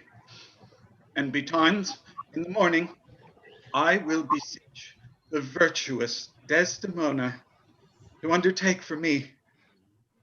I am desperate of my fortunes if they check me. You are in the right. Good night, Lieutenant. I must to watch. Good night, honest Iago. And what's he then that says I play the villain? When this advice is free, I give, and honest, probable to thinking, and indeed the course to win the more again. For 'tis most easy than plining Desdemona to subdue in any honest suit. She's framed as fruitful as the free elements, and then for her to win the more were to renounce his baptism, all seals and symbols of redeemed sin. His soul is so unfettered to her love that she may make, unmake, do what she list, even as her appetite shall play the god with his weak function. How am I then a villain? to counsel Cassio to his parallel course, directly to his good. Divinity of hell, when devils will the blackest sins put on, they do suggest at first with heavenly shows as I do now. For whiles this honest fool plies Desdemona to repair his fortune, when she for him pleads strongly to the Moor, I'll power this pestilence into his ear, that she repeals him for his body's lust, and by now much she strives to do him good, she shall undo her credit with the Moor. So will I turn her virtue into pitch, and out of her own goodness make the net that shall enmesh them all. How now, Rodrigo? Yes, Rodrigo. I do follow here in the chase, not like a hound that hunts, but when the fly fills up the cry. My money is almost spent. I have been tonight exceedingly well cudgeled. I think the issue will be I shall have so much experience for my pains, and so with no money at all and a little more wit, return again to Venice. How poor are they that have no patience? What wound did ever heal but by degrees? Thou knowst we work by wit and not by witchcraft, and wit depends on dilatory time. Dost not go well? Cassio hath beaten thee, and thou by that small hurt hath cashiered Cassio. Though other things grow fair against the sun, yet fruits that blossom first will first be ripe. Content thyself a while. In troth, 'tis morning. Pleasure and action make the hours seem short. Retire thee, and go where thou art billeted. Away, I say, thou shalt no more hereafter. Nay, get thee gone! Exit Rodrigo. Two things are to be done. My wife must move for Cassio to her mistress. I'll set her on myself a while to draw the Moor apart and bring him jump when he may Cassio find soliciting his wife. Aye, that's the way. Dull not device by coldness and delay. Exit. Actus tertius, scena prima. Enter Cassio, musicians, and clown. Masters, play here. I will content your pains, something that's brief, and bid good morrow, General.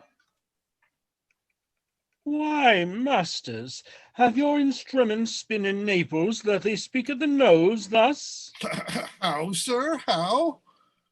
Are these, I pray you, wind instruments? Aye, marry are they, sir. Oh, thereby hangs a tale. Whereby hangs a tale, sir? Marry, sir, by many a wind instrument that I know. But, masters, here's money for you, and the general so likes your music that he desires you for love's sake to make no more noise with it. Well, sir, we will not. If you have any music that may not be heard, to it again. But as they say, to hear music the general does not greatly care. We have none such, sir. Then put up your pipes in your bag, for I'll away. Go, vanish into air, away. Exit musicians.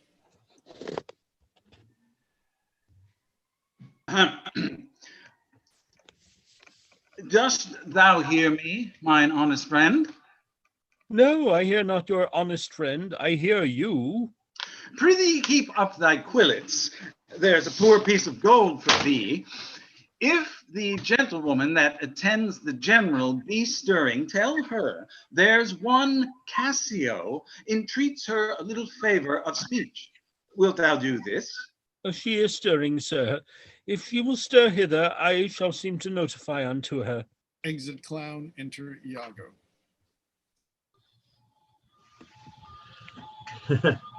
Hello. You have not been abed then?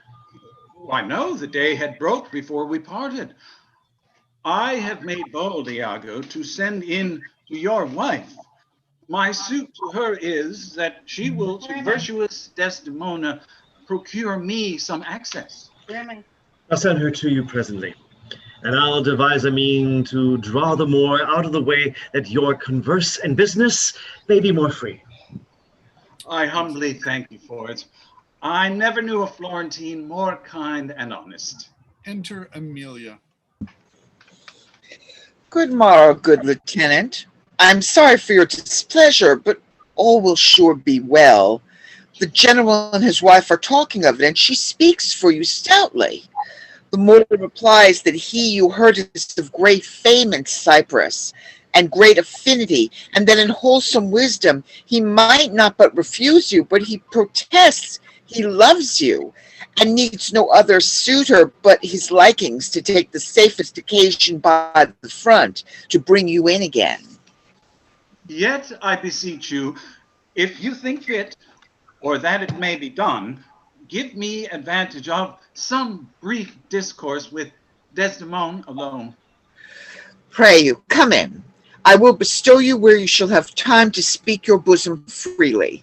I am much bound to you. Scena Secunda. Enter Othello, Iago, and gentlemen. These letters give Iago to the pilot, and by him do my duties to the Senate. That done, I will be walking on the works. Repair there to me. Well, good my lord, I'll do it. This fortification, gentlemen, shall we sit? We'll wait upon your lordship. Exeunt, Scena Tertia. Enter Desdemona, Cassio, and Emilia. Be thou assured, good Cassio, I will do all my abilities in thy behalf. Good madam, do.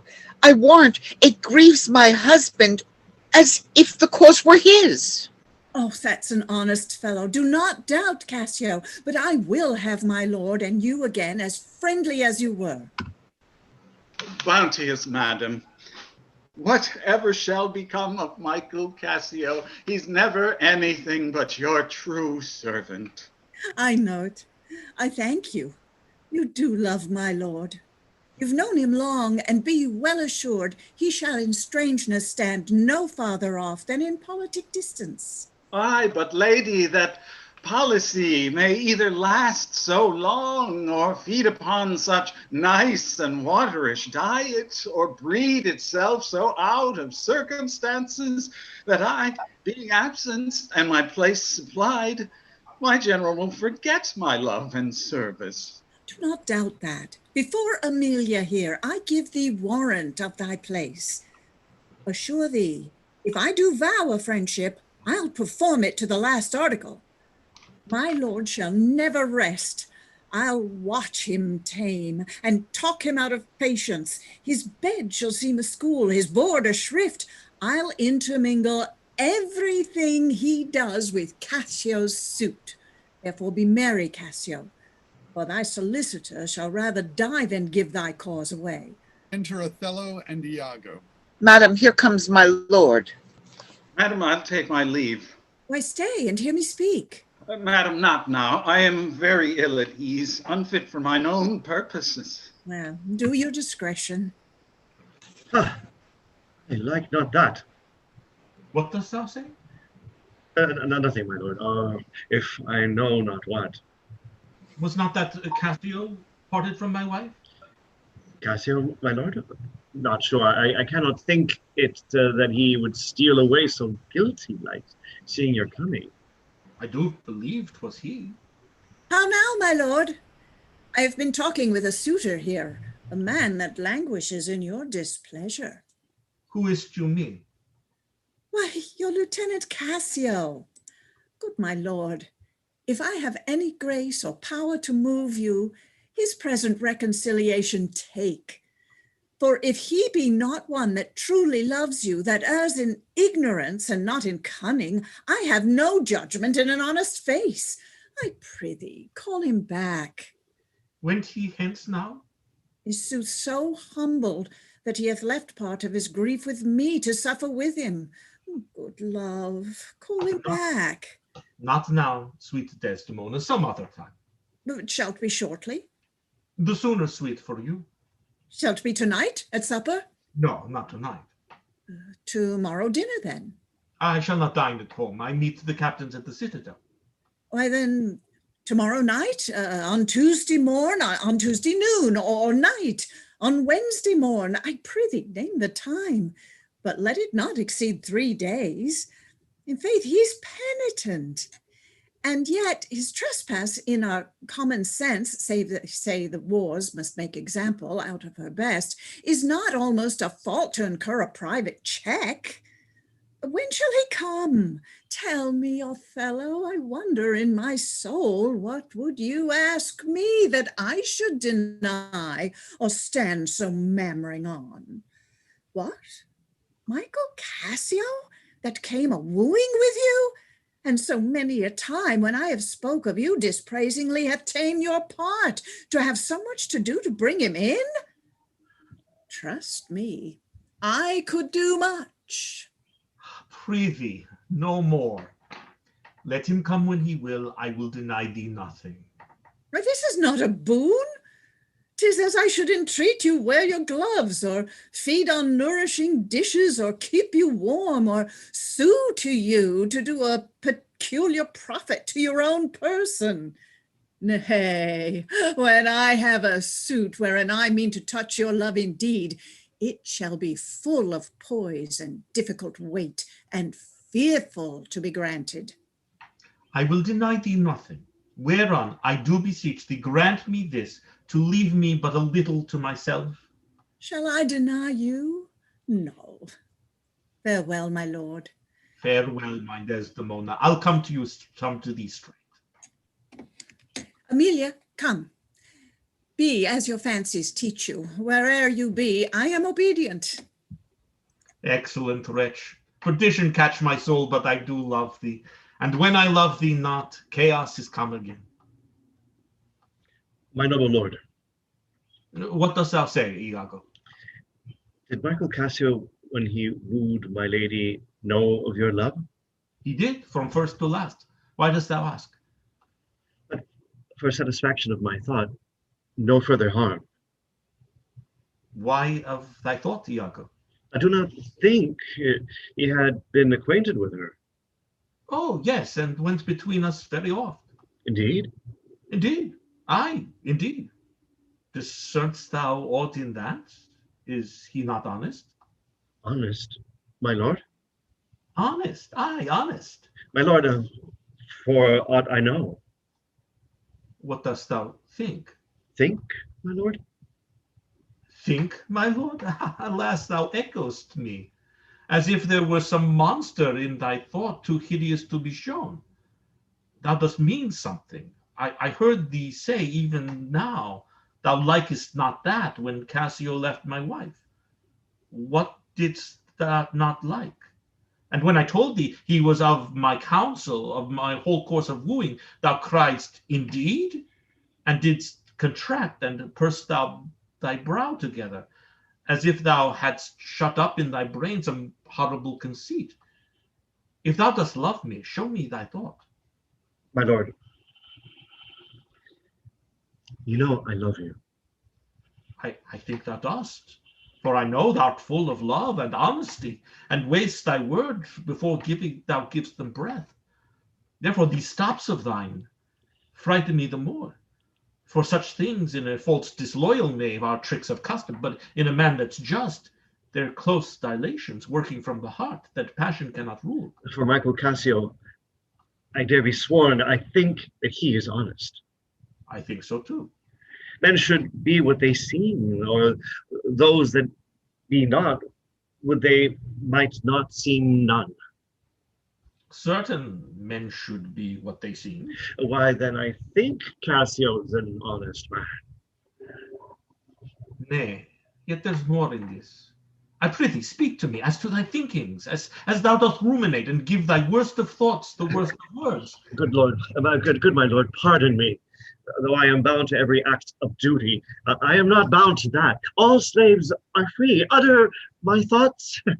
Why say they are wild and false? As where's that palace whereunto foul things sometimes intrude not? Who has that breast so pure, wherein uncleanly apprehensions keep leets and law days, and in sessions sit with meditations lawful? Thou dost conspire against thy friend, Iago, if thou but think'st him wronged, and mak'st his ear a stranger to thy thoughts. I do beseech you.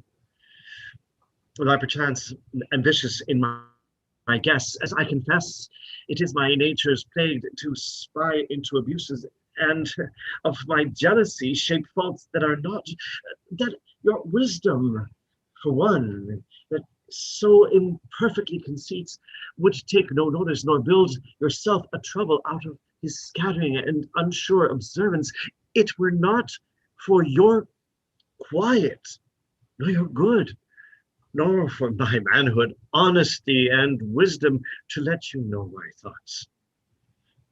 What dost thou mean? Good name in man and woman, dear Lord, is the immediate jewel of their souls. Who steals my purse, steals trash. 'Tis something, nothing.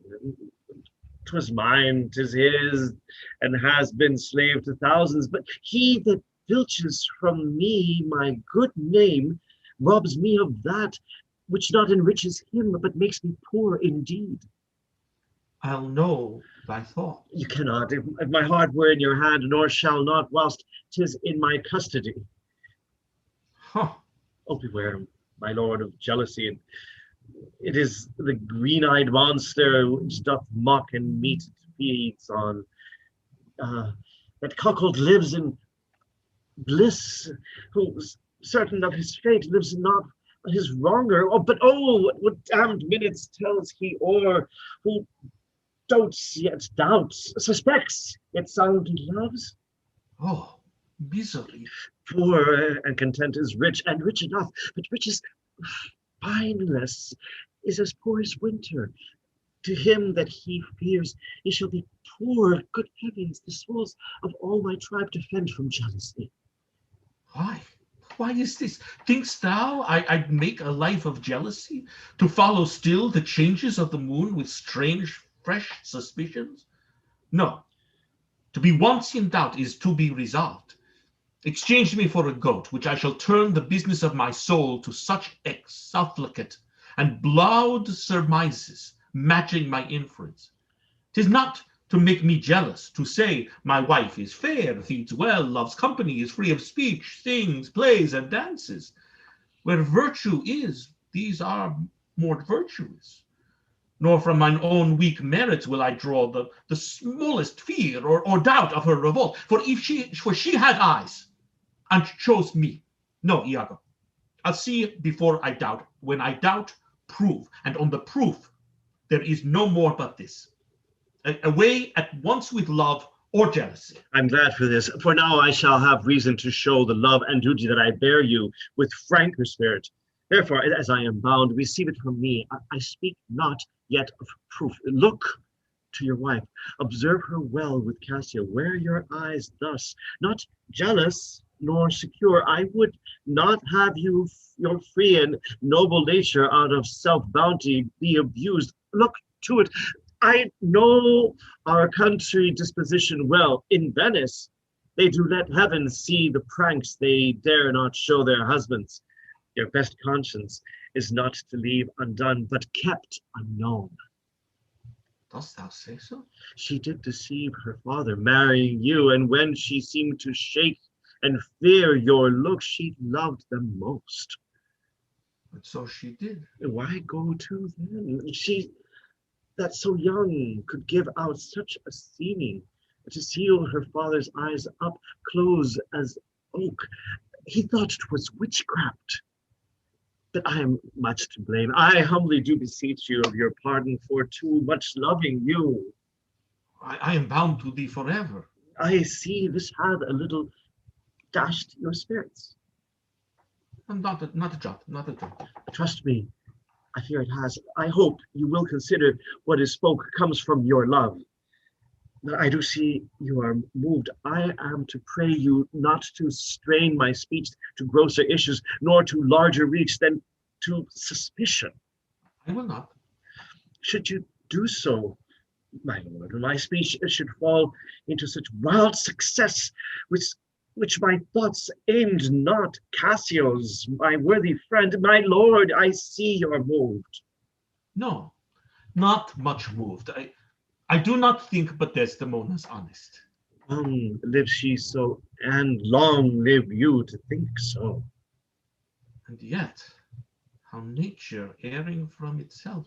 Aye, there's the point. As to be bold with you, not to affect many proposed matches of her own clime, complexion, and degree, whereto we see in all things nature tends. One may smell in such a will most rank foul disproportions, thoughts unnatural.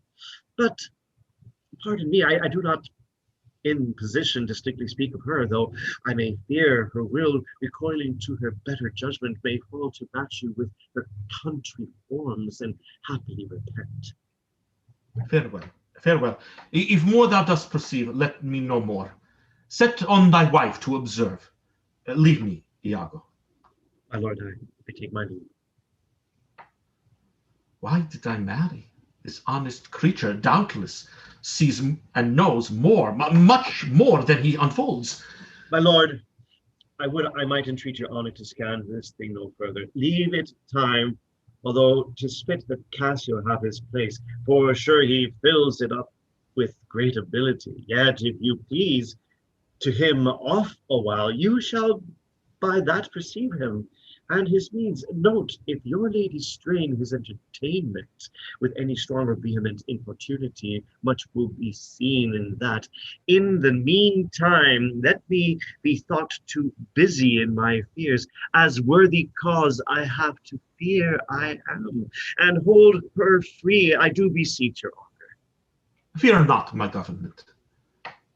Once more, I take my leave. This fellow's of exceeding honesty, and knows all quantities with a learned spirit of human dealings. If I do prove her haggard, though that her jesses were my dear heart strings, I'd whistle her off and let her down the wind to prey at fortune. Haply, for I am black, and have not the soft parts of conversation that chamberers have, or for I am declined into the vale of years, and yet that's not much. She's gone. I am abused, and my relief must be to loathe her. Oh, curse of marriage, that we can call these delicate creatures ours, and not their appetites. I'd rather be a toad and live upon the vapor of a dungeon than keep a corner in the thing I love for others' uses. It is the plague to great ones, prerogatives as are they less than the base. This destiny unshunnable like death. Even then, this forked plague is fated to us when we do quicken. Look where she comes. Enter Desdemona and Amelia. If she be false, heaven mocked itself. I'll not believe it. Oh, now, my dear Othello, your dinner and the generous islanders by you invited do attend your presence. I am to blame. Why do you speak so faintly? Are you not well? I have a pain on my forehead here. Why, that's with watching. 'Twill away again. Let me but bind it hard within this hour, it will be well. Your napkin is too little. Let it alone. Come, I'll go in with you. I'm very sorry that you're not well. I am glad I found this napkin. This was her first remembrance from the moor.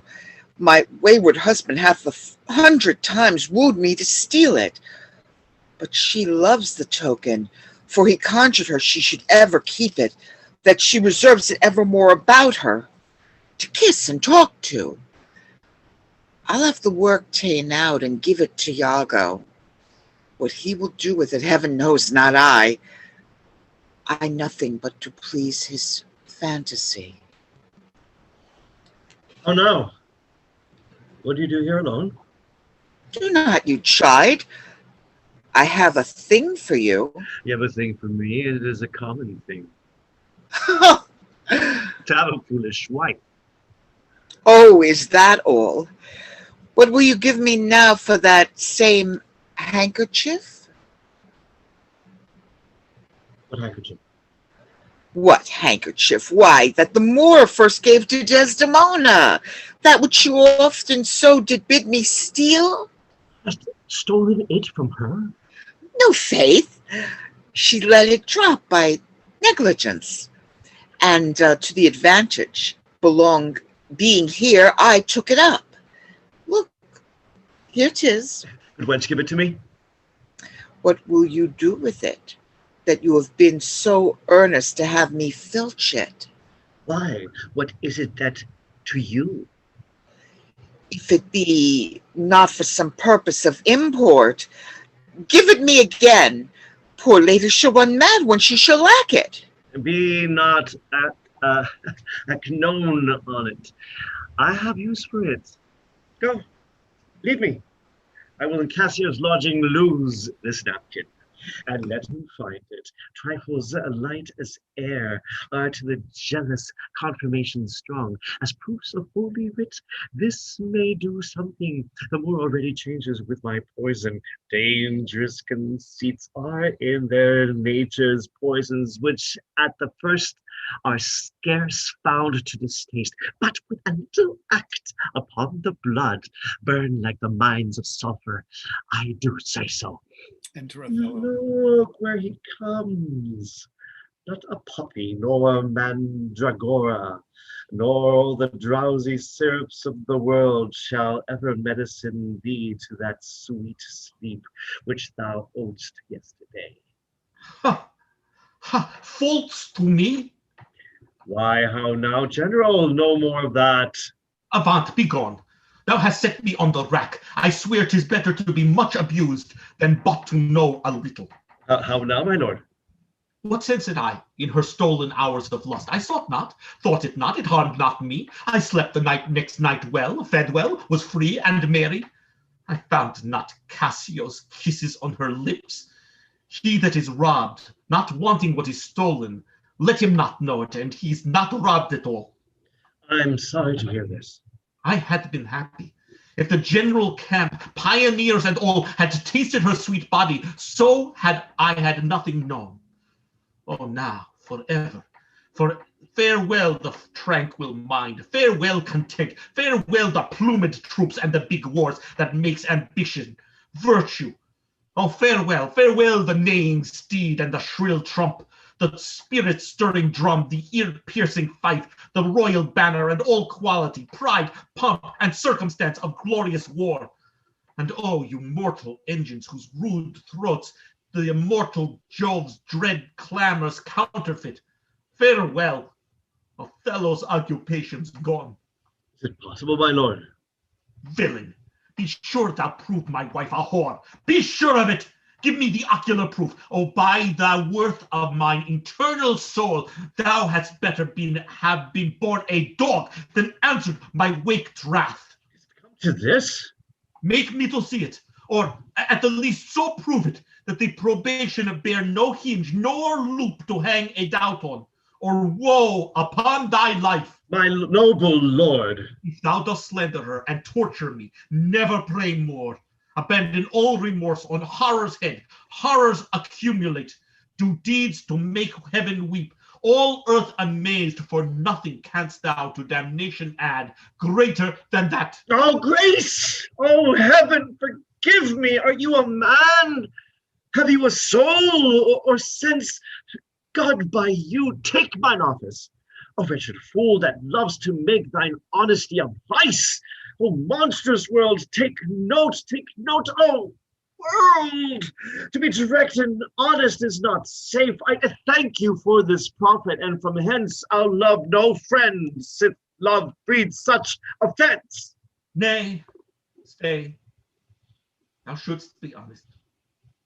I should be wise, for honesty is a fool and loses that it works for. By the world, I think my wife be honest, and think she is not. I think thou art just, and think thou art not. I'll have some proof. My name, that was as fresh as Dian's visage, is now begrimed and black as mine own face. If there be cords, or knives, poison, or fire, or suffocating streams, I'll not endure it. Would I were satisfied. I see you are eaten up with passion. I do repent, me, that I put it to you. You would be satisfied? Would? Nay, and I will. And may, but how? How satisfied, my lord? Would you the supervision grossly gape on? Behold her topped? Death and damnation! Oh! It were a tedious difficulty, I think, to bring them to that prospect. Damn them then, if ever mortal eyes do seem but bolster more than their own. But then, how then? What should I say were satisfaction? Is it impossible you should see this? Were they as prime as goats, as hot as monkeys, as salt as wolves in pride, and fools as gross as ignorance made drunk? But yet I say, if imputation and strong circumstance, which leads directly to the door of truth, will give you satisfaction, you might have. Give me a living reason she's disloyal. I do not like the office. But since I am entered in this cause so far, pricked too by foolish honesty and love, I will go on. I lay with Cassio lately, and being troubled with a raging tooth, could not sleep. There are a kind of men so loose of soul that in their sleeps will mutter their affairs. One of this kind is Cassio.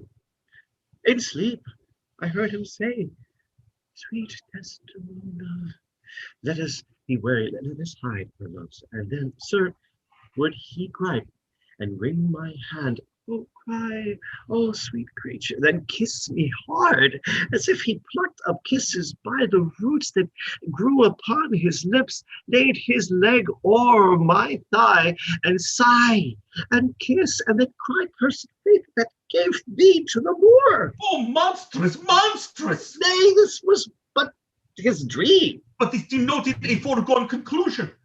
'Tis a shrewd doubt, though it be but a dream. And this may help to thicken other proofs that do demonstrate thinly.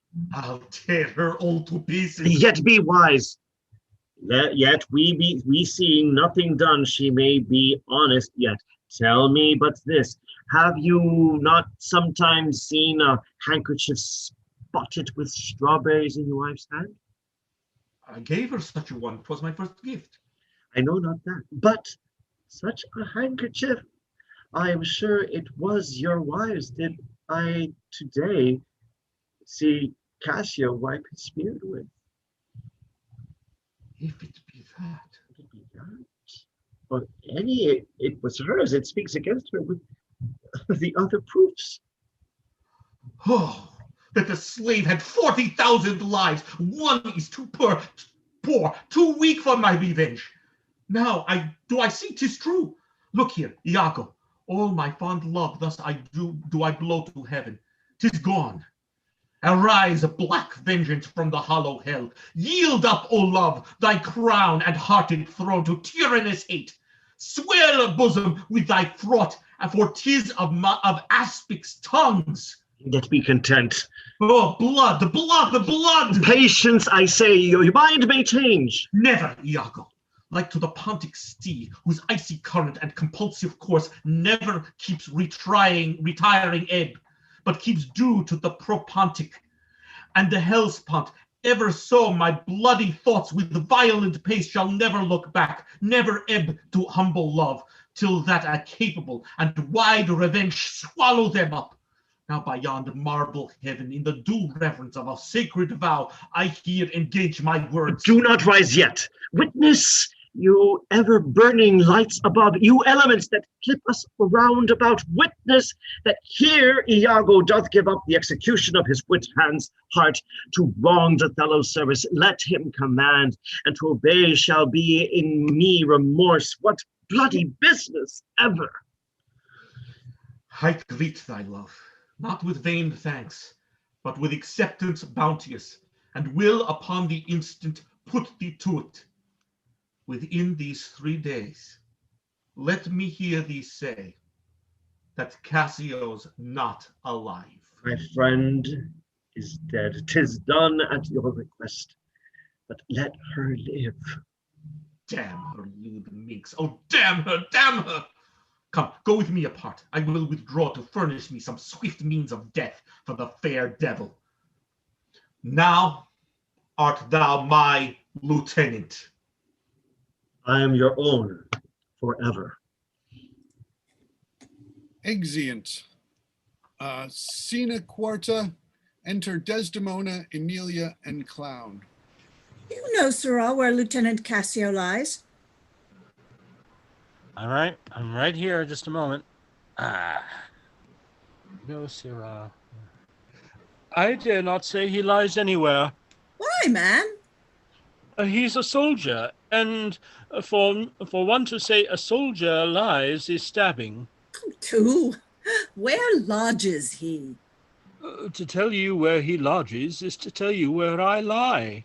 Can anything be made of this?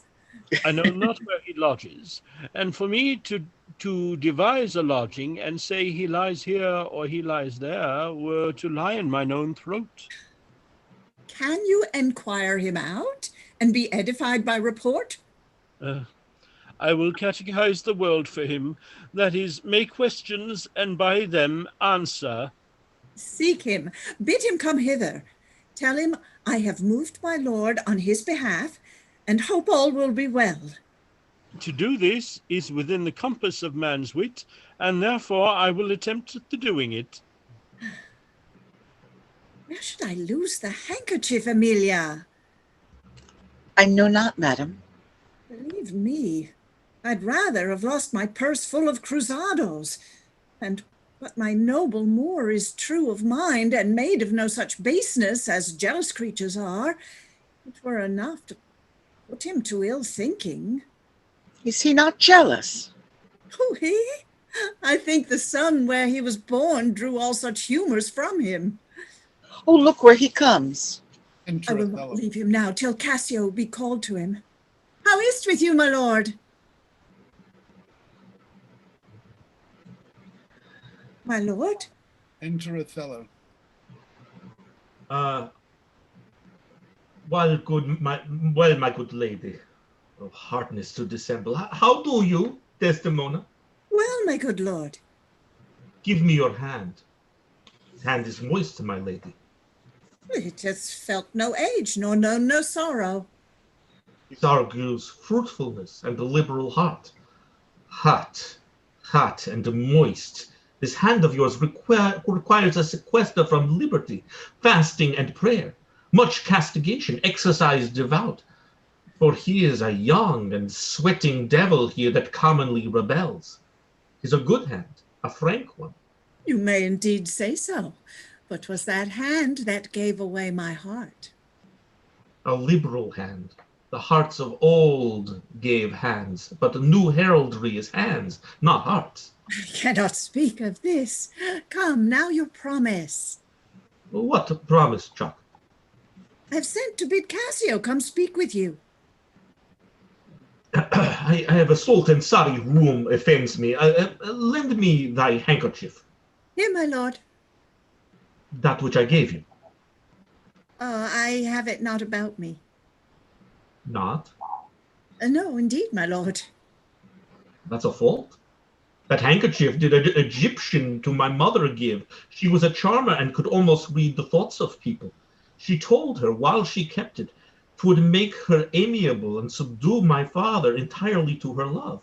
But if she lost it or made a gift of it, my father's eye should hold her loathed, and his spirit should hunt after new fancies. She, dying, gave it me, and bid me, when my fate would have me wide, to give it to her. I did so, and take heed on it, make it a darling, like your precious eye. To lose it or give it away were such perdition as nothing else could match. Is it possible? 'Tis true. There's magic in the web of it. A Sibyl that had numbered in the world the sun to course 200 compasses, in her prophetic fury sowed the work. The worms were hollowed that did breed the silk, and it was dyed in mummy, which the skillful conserved in maidens' hearts. Indeed? It's true? Most venerable. Therefore look to it well. And would to heaven that I'd never seen it. Huh? Well, Why do you speak so startlingly and rash? is it lost? Is it gone? Speak, it's out of the way? Thus, Say you. it is not lost. But what and if it were? How? I say it is not lost. Fetch it and let me see it. Why, so I can, but I will not now. This is a trick to put me from my suit. Pray you, let Cassio be received again. Fetch me the handkerchief. My mind misgives. Come, you'll never meet a more sufficient man. The handkerchief. A man that all his time hath founded his good fortunes on your love, shared dangers with you. The handkerchief. Isooth, you are to blame. Away.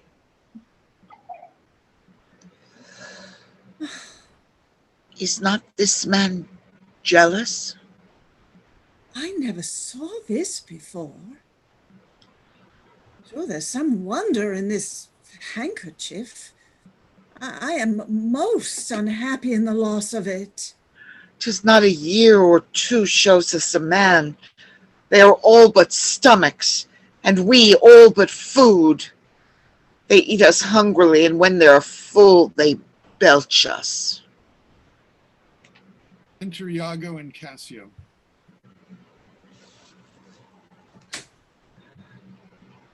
There is no other way. 'Tis she must do it. And love the happiness, go and importune her. Oh, now, good Cassio, what's the news with you? Madam, my former suit, I do beseech you that by your virtuous means I may again exist and be a member of his love, whom I, with all the office of my heart, entirely honor. I would not be delayed. If my offense be of such mortal kind that nor my service past, nor present sorrows, nor proposed merit in futurity can ransom me into his love again, but to know so must be my benefit.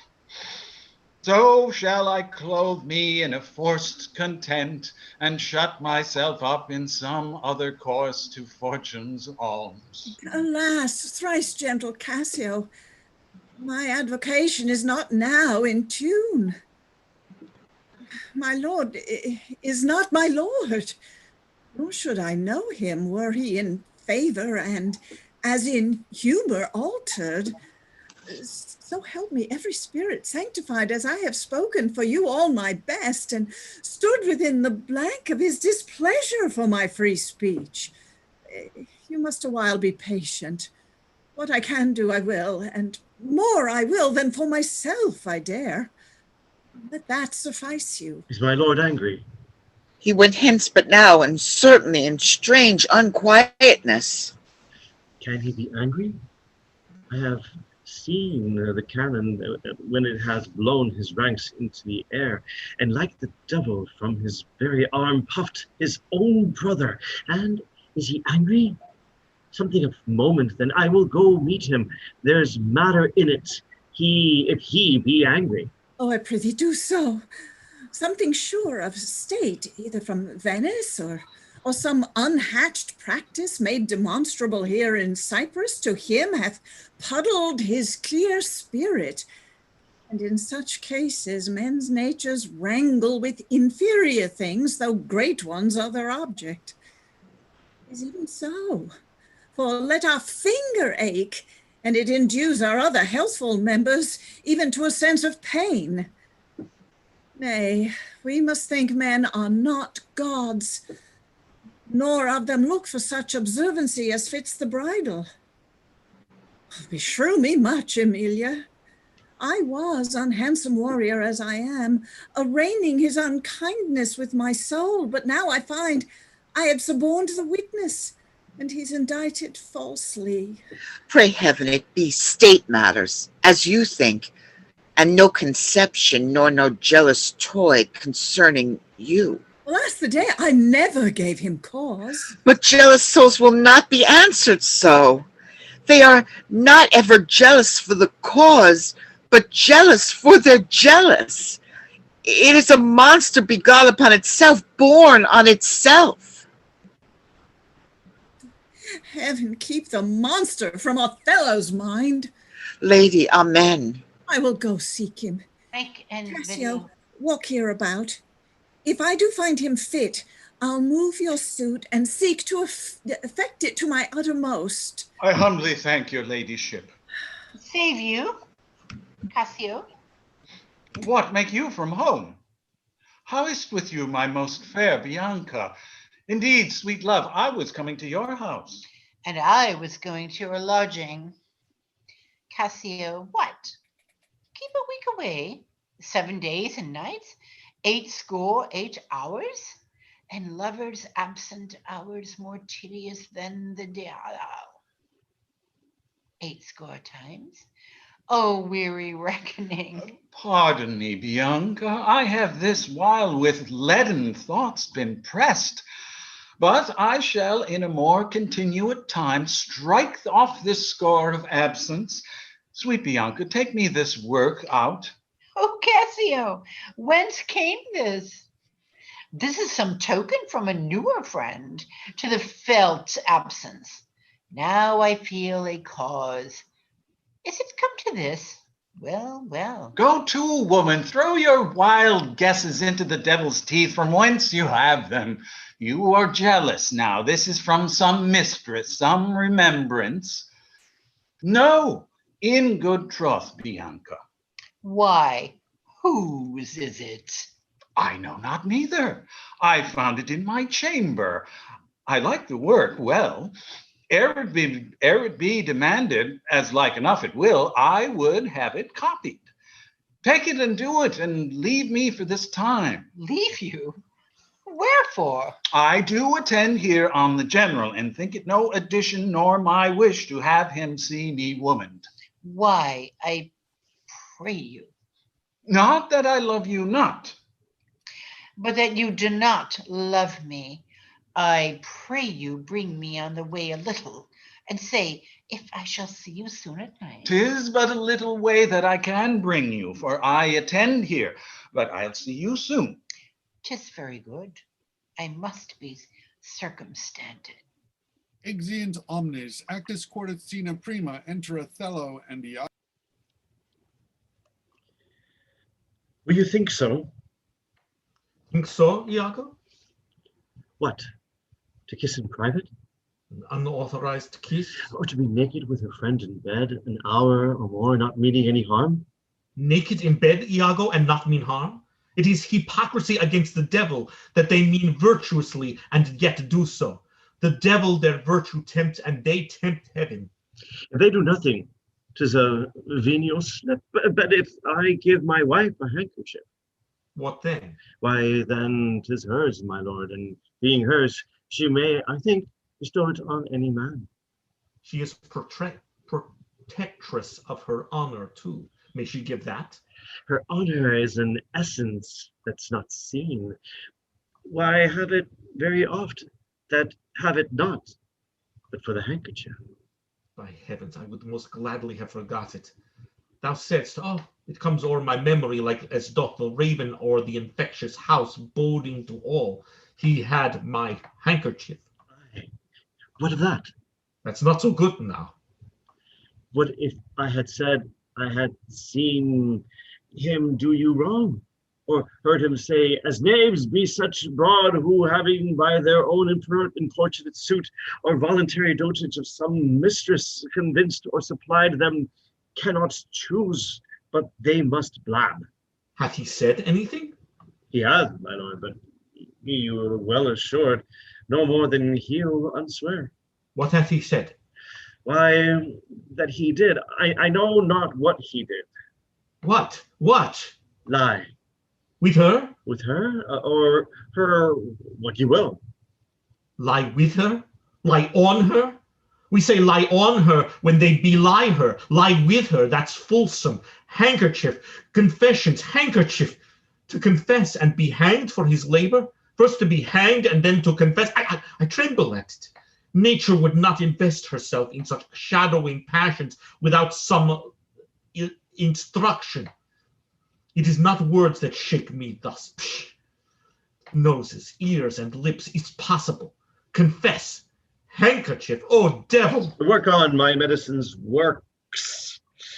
Thus credulous fools are caught, and many worthy and chaste dames even thus. All guiltless meet reproach. Oh, my lord. My lord, I say, Othello. Enter Cassio. What's the Cassio? matter?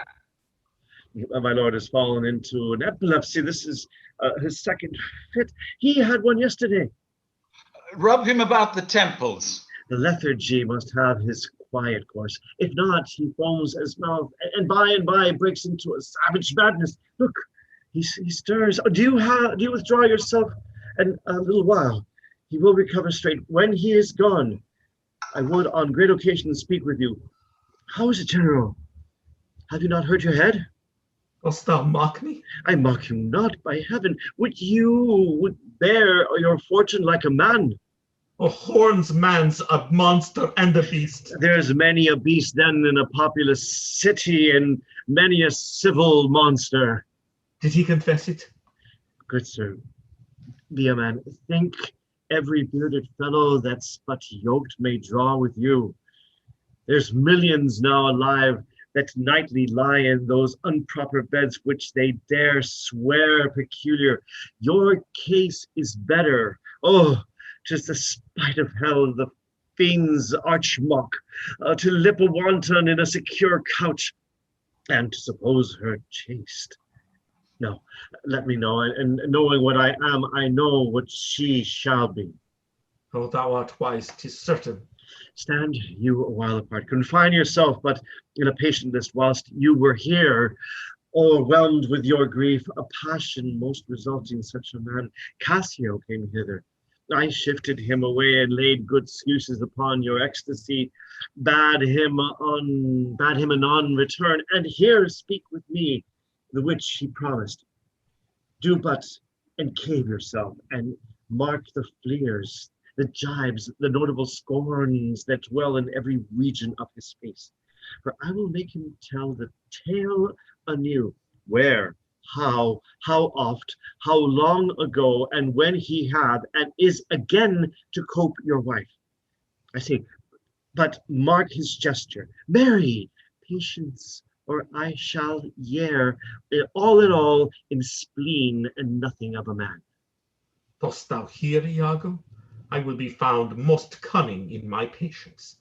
But dost thou hear most bloody? That's not amiss, but yet keep time in awe. Will you withdraw?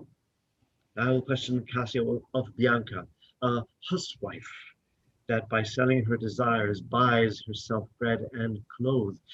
It is a creature that dotes on Cassio, as it is strumpet's play to beguile many and be beguiled by one. He, when he hears of her, cannot restrain from excess of laughter. Here he comes. Cassio. And he shall smile, Othello, shall go mad, and his unbookish jealousy must converse. Poor Cassio smiles, gestures, and like behaviors quite in the wrong. How do you, Lieutenant? The worser that you give me the addition, whose want even kills me. Fly Desdemona well, and you are sure on it. Now, if this suit lay in Bianca's dower, how quickly should you speed? Alas, poor Caitiff. Look how he laughs already. I never knew woman love man so. Alas, poor rogue. I think indeed she loves me. Now he denies it faintly and laughs it out. Do you hear, Cassio? Now he importunes him to tell it o'er. Go to, well said, well said. He gives it out, that you shall marry her, and do you intend it? Do you triumph? Do you triumph? I marry what? A customer, prithee bear some charity to my wit. Do not think it so unwholesome. So, they laugh that wins. Why, the cry goes that you marry her. Prithee, say true. I am very villain else. Have you scored me? Well. This is the monkey's own giving out. She is persuaded I will marry her out of her own love and flattery, not out of my promise. Iago becomes me. Now he begins the story. She was here even now. She haunts me in every place. I was the other day talking on the sea bank with certain Venetians, and thither comes the bauble and falls me thus about my neck. Crying, oh dear Cassio, as it were, his gesture imports it. So hangs and lolls and weeps upon me, so shakes and pulls me. Now he tells how she plucked him to my chamber. Oh, I see that nose of yours, but not the dog. I shall throw it too. Well, I must leave her company. Before me. Look where she comes. Enter Bianca. 'Tis such another fit you, marry a perfumed one. What do you mean by this haunting of me? Let the devil and his damn haunt you. What did you mean by that same handkerchief you gave me even now? I was a fine fool to take it. I must take out the work, a likely piece of work, that you should find it in your chamber and know not who left it there. This is some Binks's token. And I must take out the work? There, give it your hobby horse. Wheresoever you had it, I'll take out no work on it. Oh, now, my sweet Bianca, how now? My heaven, that should be my handkerchief. If you'll come to supper tonight, you may. If you will not, come when you're next prepared for... After her. I must. She'll rail in the streets else. Will you sup there? Yes, I intend so. Well, I may chance to see you, for I would very fain speak with you. Prithee, come, will you? Go to, say no more.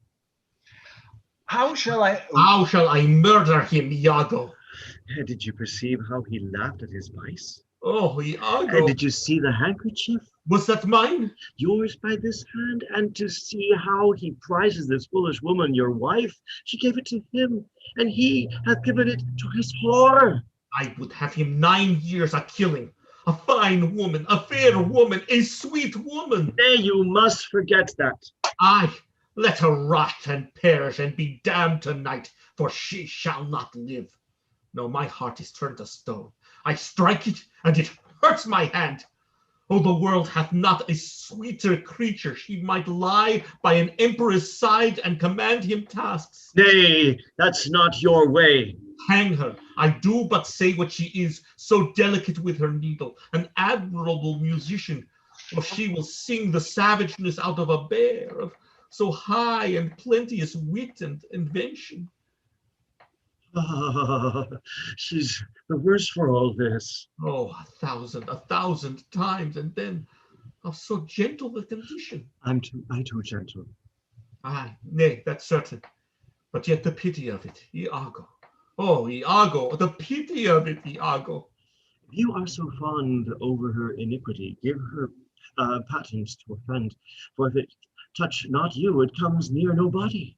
I will chop her into messes. Cuckold me? Oh, 'tis foul in her. With mine officer? That's fouler. Get me some poison, Iago. This night, I'll not expostulate with her, lest her body and beauty unprovide my mind again. This night, Iago. Do it not with poison. Strangle her in her bed. Even the bed she hath contaminated. Good, good. The justice of it pleases, very good. And for Cassio, let me be his undertaker. You shall hear more by midnight. Enter Ludovico, Desdemona, and attendant.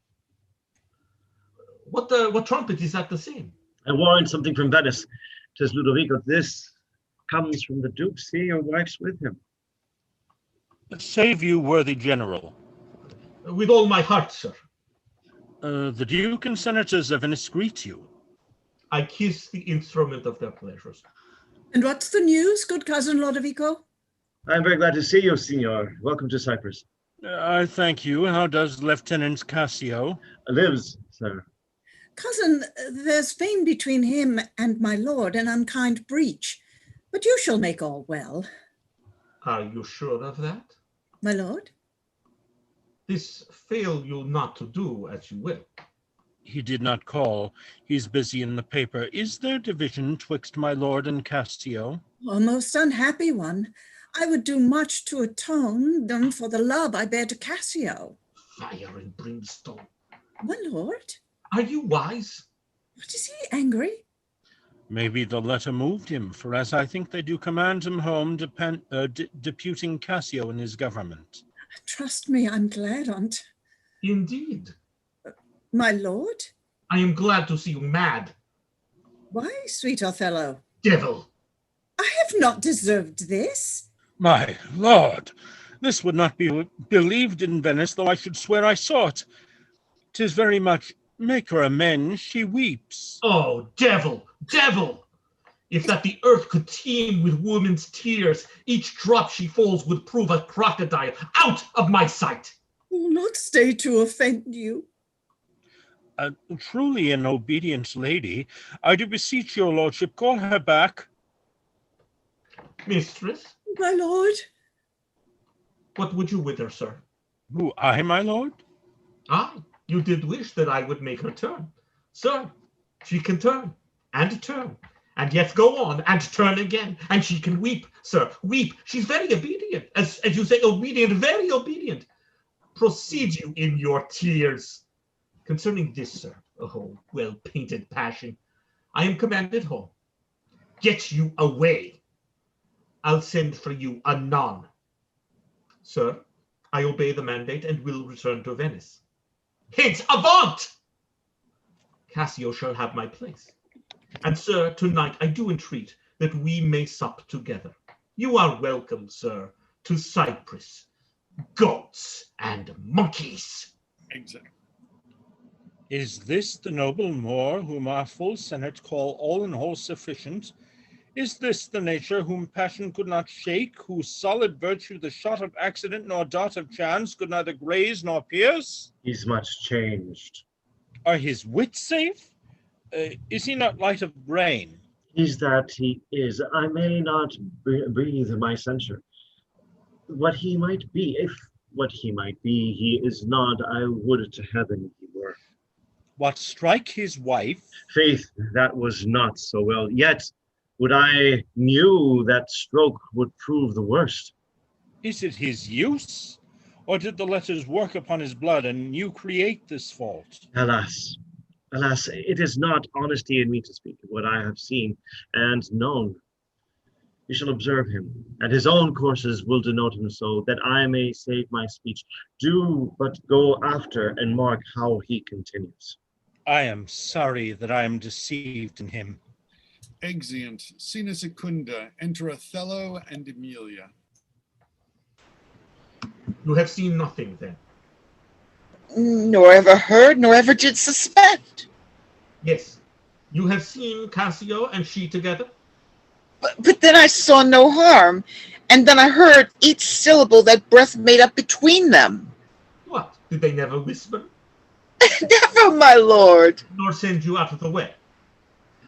Never. To fetch her fan, her gloves, her mask, nor nothing? Never, my lord. That's strange. I durst, my lord, to wager she is honest. Lay down my soul at stake. If you think other, remove your thought. It doth abuse your bosom. If any wretch have put this in your head, let heaven requite it with the serpent's curse. For if she be not honest, chaste, and true, there's no man happy. The purest of their wives is fouler than slander. Bid her come hither. Go. Exit Emilia. He says enough, yet she's a simple bawd that cannot say as much. This is a subtle whore, a closet lock and key of villainous secrets. And yet she'll kneel and pray. I've seen her do it. Enter Desdemona and Emilia. My lord, what is your will? Lay you, Chuck, come hither. What is your pleasure? Let me see your eyes. Look in my face. Horrible fancies this. Some of your function, mistress. Leave procreants alone and shut the door. Cough or cry hen if anybody come. your mystery may dispatch. Upon my knee, what doth your speech import? I understand a fury in your words. Why, what art thou? Your wife, my lord, your true and loyal wife. Come, swear it. Damn thyself, lest being like one of heaven, the devils themselves should fear to seize thee. Therefore be double damned, swear thou art honest. Heaven does truly know it. Heaven truly knows that thou art false as hell. To whom, my lord? With whom? How am I false? Ah, Desdemona, away, away, away! Alas, the heavy day, why do you weep? Am I the motive of these tears, my lord? If haply you, my father, do suspect an instrument of this your calling back, lay not your blame on me. If you have lost him, I have lost him too. Had it pleased heaven to try me with affliction, had they rained all kinds of sores and shames upon my bare head, steeped me in poverty to the very lips, given to captivity me and my utmost hopes, I should have found in some place of my soul a drop of patience. But alas, to make me the fixed figure for the time of scorn, to point his slow and moving finger at. Yet could I bear that too? Well, very well. But there, where I have garnered up my heart, where either I must live or bear no life, the fountain from which my current runs, or else dries up to be discarded thence, or keeps me as a cistern for foul toads to knot and gender in, turn thy complexion there. Patience, thou young and rose-lipped cherubim, I here looked grim as hell. I hope my noble lord esteems me honest. Oh, aye, as summer flies are in the shambles that quicken even with blowing. Oh, thou weed, who art so lovely fair and smellst so sweet that the sense aches at thee, would thou hadst never been born. Alas, what ignorant sin have I committed? Was this fair paper the most goodly book made to write whore upon? What, committed? Committed? Oh, thou public commoner, I should make very forges of thy cheeks that would cinders burn up modesty, did I but speak thy deeds. What, committed? Heaven stops the nose of it, and the moon winks. The body wind that kisses all it meets is hushed within the hollow mine of earth, and will not hear it. What, committed? High heaven, you do me wrong. Are you not a strumpet? No, as I am a Christian. If to preserve this vessel for my lord from any other foul and lawful touch be not to be a strumpet, I am none. What, not the whore? No, as I shall be saved. Is't possible? Oh, heaven forgive us. I cry you mercy then. I took you for that cunning whore of Venice that married with Othello. You, mistress! Enter Amelia. That have the office opposite to St. Peter and keeps the gate of hell. You! We have done our course. There's money for your pains. I pray you turn the key and hear the counsel. Exit. Alas, what does this gentleman conceive? How do you, madam? How do you, my good lady? May have a sleep. Good madam, what's the matter with my lord? With who? Why, with my lord, madam. Who is thy lord? He that is yours, sweet lady. I have none. Do not talk to me, Amelia. I cannot weep. Nor answers have I none. But what should go by water? Prithee, tonight lay on my bed my wedding sheets, remember? And call thy husband hither. Here's a change indeed. 'Tis meet I should be used so, very meet. How have I been behaved that he might stick the smallest opinion on my least misuse? Enter Iago and Amelia. What is your pleasure, madam? How is it with you?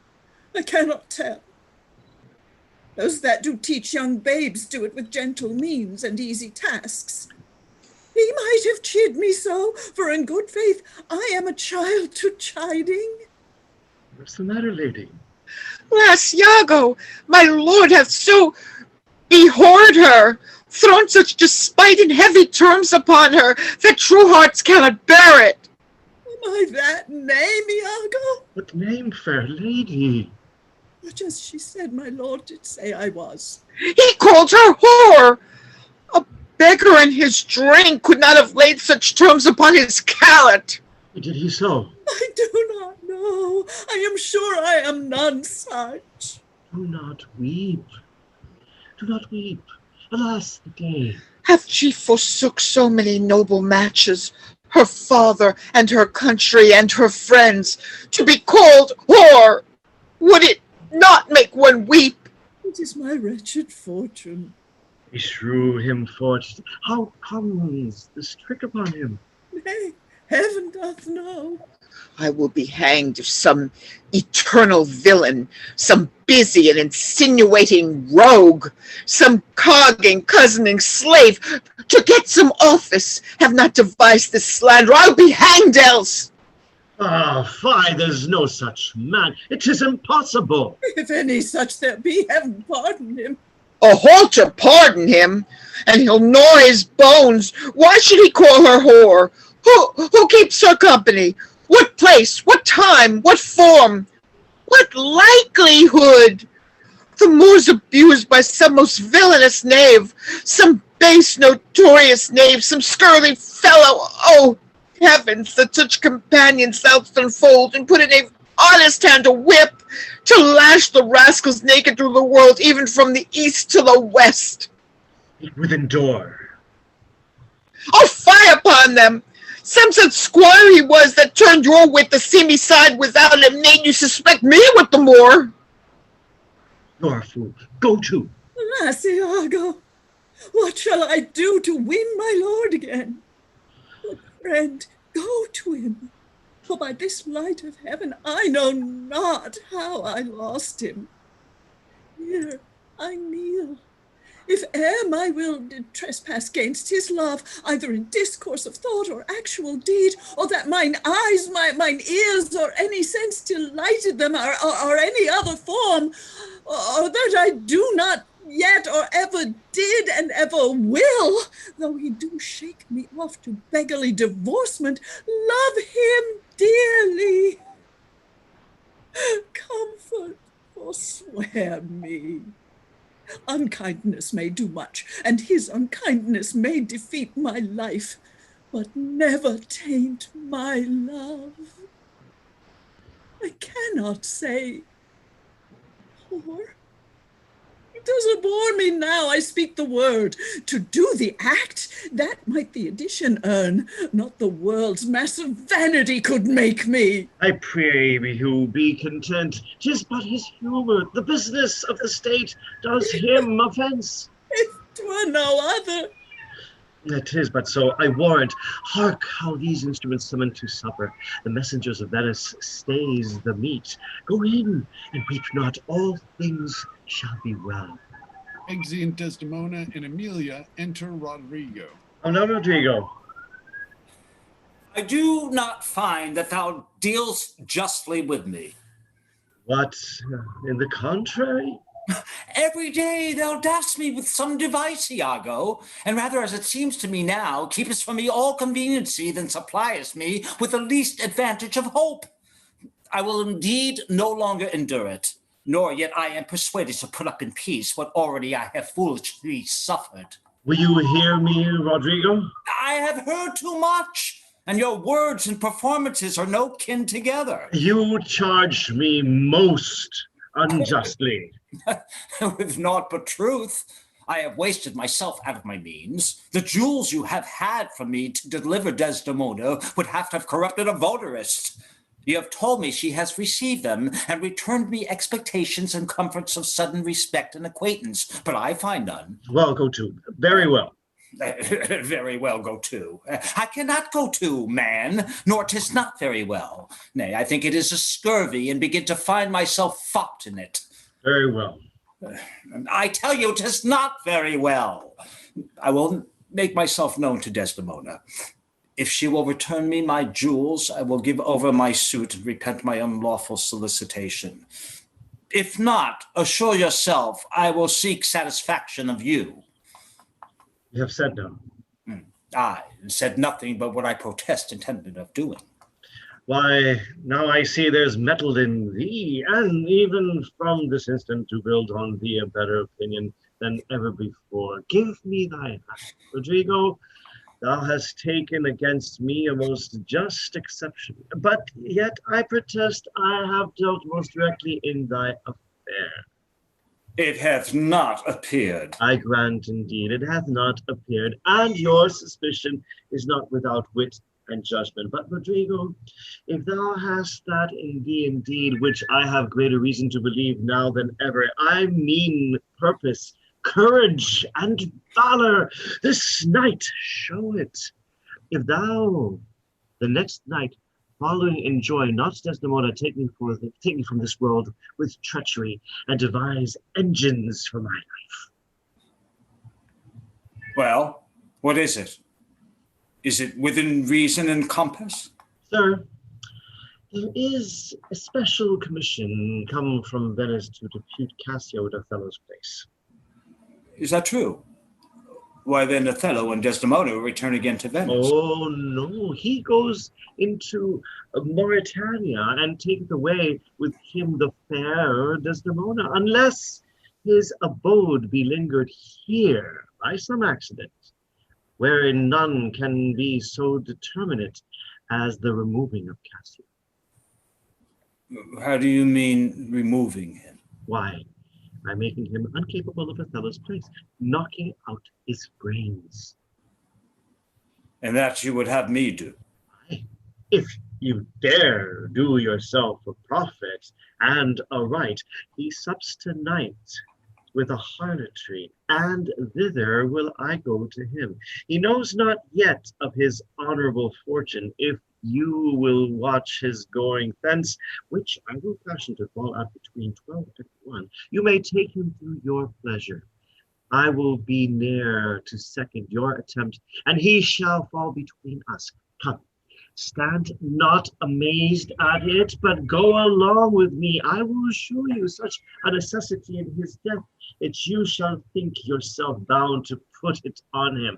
It is now high supper time, and the night grows to waste. About it. I will hear further reason for this. And you shall be satisfied. Exeunt, Scena Tertia. Enter Othello, Lodovico, Desdemona, Emilia, and attendants. I do beseech you, sir, trouble yourself no further. Oh, pardon me. 'Twill be good, do me good to walk. Madam, good night. I humbly thank your ladyship. Your honor is most welcome. Will you walk, sir?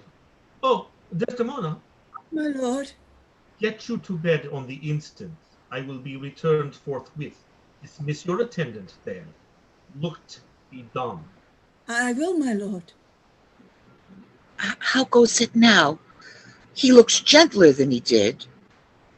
He says he will return incontinent, and hath commanded me to go to bed, and bid me to dismiss you. Dismiss me? Was his bidding. Therefore, good Emilia, give me my nightly wearing, and adieu. We must not now displease him. I would you had never seen him. So would not I. My love doth so approve him that even his stubbornness, his checks, his frowns, it pretty unpin me, have grace and favor. I have laid those sheets you bade me on the bed. Oh, Swan, good father, how foolish are our minds. If I do die before, prithee shroud me in one of these same sheets. Come, you talk. My mother had a maid called Barbary. She was in love. And he she loved proved mad and did forsake her. She had a song of the willow, an old thing 'twas, but it expressed her fortune, and she died singing it. The song tonight will not go from my mind. I have much to do but go hang my head all at one side and sing it like poor Barbary. Prithee, dispatch. Shall I go fetch your nightgown? No, unpin me here.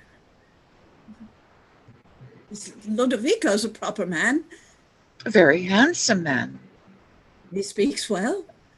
I know a lady in Venice would have walked barefoot to Palestine for a touch of his nether lip.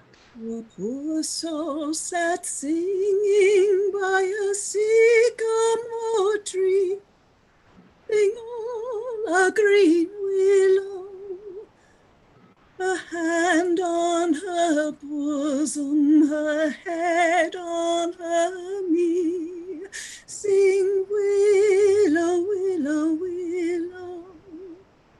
The fresh streams ran by her and murmured her moans, sing willow, willow, willow. Her salt tears fell from her and softened the stones, sing willow, willow, willow. Lay by these. Willow, willow, willow. Really, hide these. Come anon.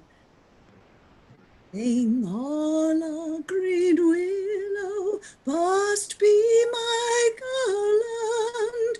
Let nobody blame him, his scorn I approve. No, it's not next. Hark, what's that knocks? It's the wind. I called my love false love, but what said he then? Sing willow, willow, willow. If I caught more women, you'll couch with more men. Oh, so get thee gone. Good night. Oh, mine eyes do itch. Did that bode weeping? 'Tis neither here nor there. Oh, I've heard it said so. Oh, these men. These men. Dost thou in conscience think, tell me, Amelia, that there be women do abuse their husbands in such gross kind? There be some such, no question. Wouldst thou do such a deed for all the world? Why, would not you? No, by this heavenly light. Nor I neither. By this heavenly light, I might do it as well in the dark. Wouldst thou do such a deed for all the world? The world's a huge thing. It is a great price for such a small vice. And troth, I think thou wouldst not. Oh, by my troth, I think I should, and undo it what I had done. Marry, I would not do this thing for a joint ring, nor for measures of lawn, nor for gowns, petticoats, nor caps, nor any pretty exhibition, but for all the whole world? It's pity. Who would not make her husband a cuckold to make him a monarch? I should venture purgatory for it. Beshrew me if I would do such a wrong for the whole world. Why, the wrong is but a wrong in the world, and having the world for your labor, 'tis a wrong in your own world, and you might quickly make it right. I do not think there's any such woman. Yes, a dozen, and as many, many.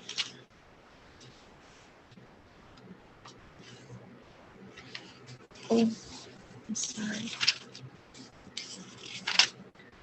To the advantages which store the world they played for. But I do think it is their husbands' faults if wives do fall. Nay, that they slack their duties and pour our treasures into foreign laps, or else break out in peevish jealousies, throwing restraint upon us, or say they strike us, or scant our former having in despite. Why, we have goals, and though we have some grace, yet have we some revenge. Let husbands know their wives have sense like them. They see and smell and have their palates both for sweet and sorrow, as husbands have. What is it that they do when they change us for others? Is it sport? I think it is. And doth affection breed it? I think it doth. Is it frailty that thus errs? I think so too. And have we not affections, desires for sport and frailty as men have? Then let them use us well, else let them know the ills we do, their ills instruct us so. Good night, good night. Heaven me such uses send, not to pick bad from bad, but by bad mend. Exeunt. Actus quintus scena prima. Enter Iago and Rodrigo. Here, stand behind this bark, straight will he come. Wear thy good rapier bare, and put it home. Quick, quick, fear nothing. I'll be by the elbow. It makes us, or it mars us, think on that, and fix most firm thy resolution. Be near at hand. I may miscarry it. Here, in thy hand. Be bold, and take thy stand. I have no great devotion to the deed, and yet he hath given me satisfying reasons to but a man gone. Forth my sword, he dies. Rubbed his young quat almost to the sense, and he grows angry. Now, whether he kill Cassio or Cassio him, or each do kill the other, every way makes my game. Live, Rodrigo, he calls me to a restitution large of gold and jewels, and I bobbed from him as gifts to Desdemona. It must not be. If Cassio do remain, he hath a daily beauty in his life that makes me ugly, and besides the more may unfold me to him. There stand I in much peril. No, he must die. But so, I heard him coming. Enter Cassio. No escape. 'Tis he. Villain, thou diest! That thrust has been mine enemy indeed, but that my coat is better than thou knowest. I will make proof of thine. I am slain. I am maimed forever. Help! Oh, murder! Enter Othello. The voice of Cassio. Iago keeps his word. Oh, villain that I am! It is even so. Oh, help! Oh, light! A surgeon! 'Tis he, oh brave Iago, honest and just, that has such noble sense in thy friend's wrong. Thou teachest me. Minion, your dear lies dead, and your unblessed fate highs. Strumpet, I come, for of my heart those charms, those eyes are blotted. Thy bed lust-stained shall with lust blood be spotted. Exit Othello. Enter Ludovico and Gratiano. What? Oh, no watch, no passage. Murder! 'Tis some mischance. The voice is very direful. Oh, help! Hark! Oh, wretched villain! 2 or 3 groan. It is a heavy night. These may be counterfeit. Let's think it unsafe to come into the cry without more help. Nobody come, then I shall bleed to death. Enter Hark. Iago. Here comes one in his shirt with light and weapons. Who's there? Whose noise is this that cries on murder? Do not know. Do not know? Do not you hear a cry? Here, for heaven's sake, help me! What's the matter? This is Othello's ancient, as I take it. Indeed, a very valiant fellow.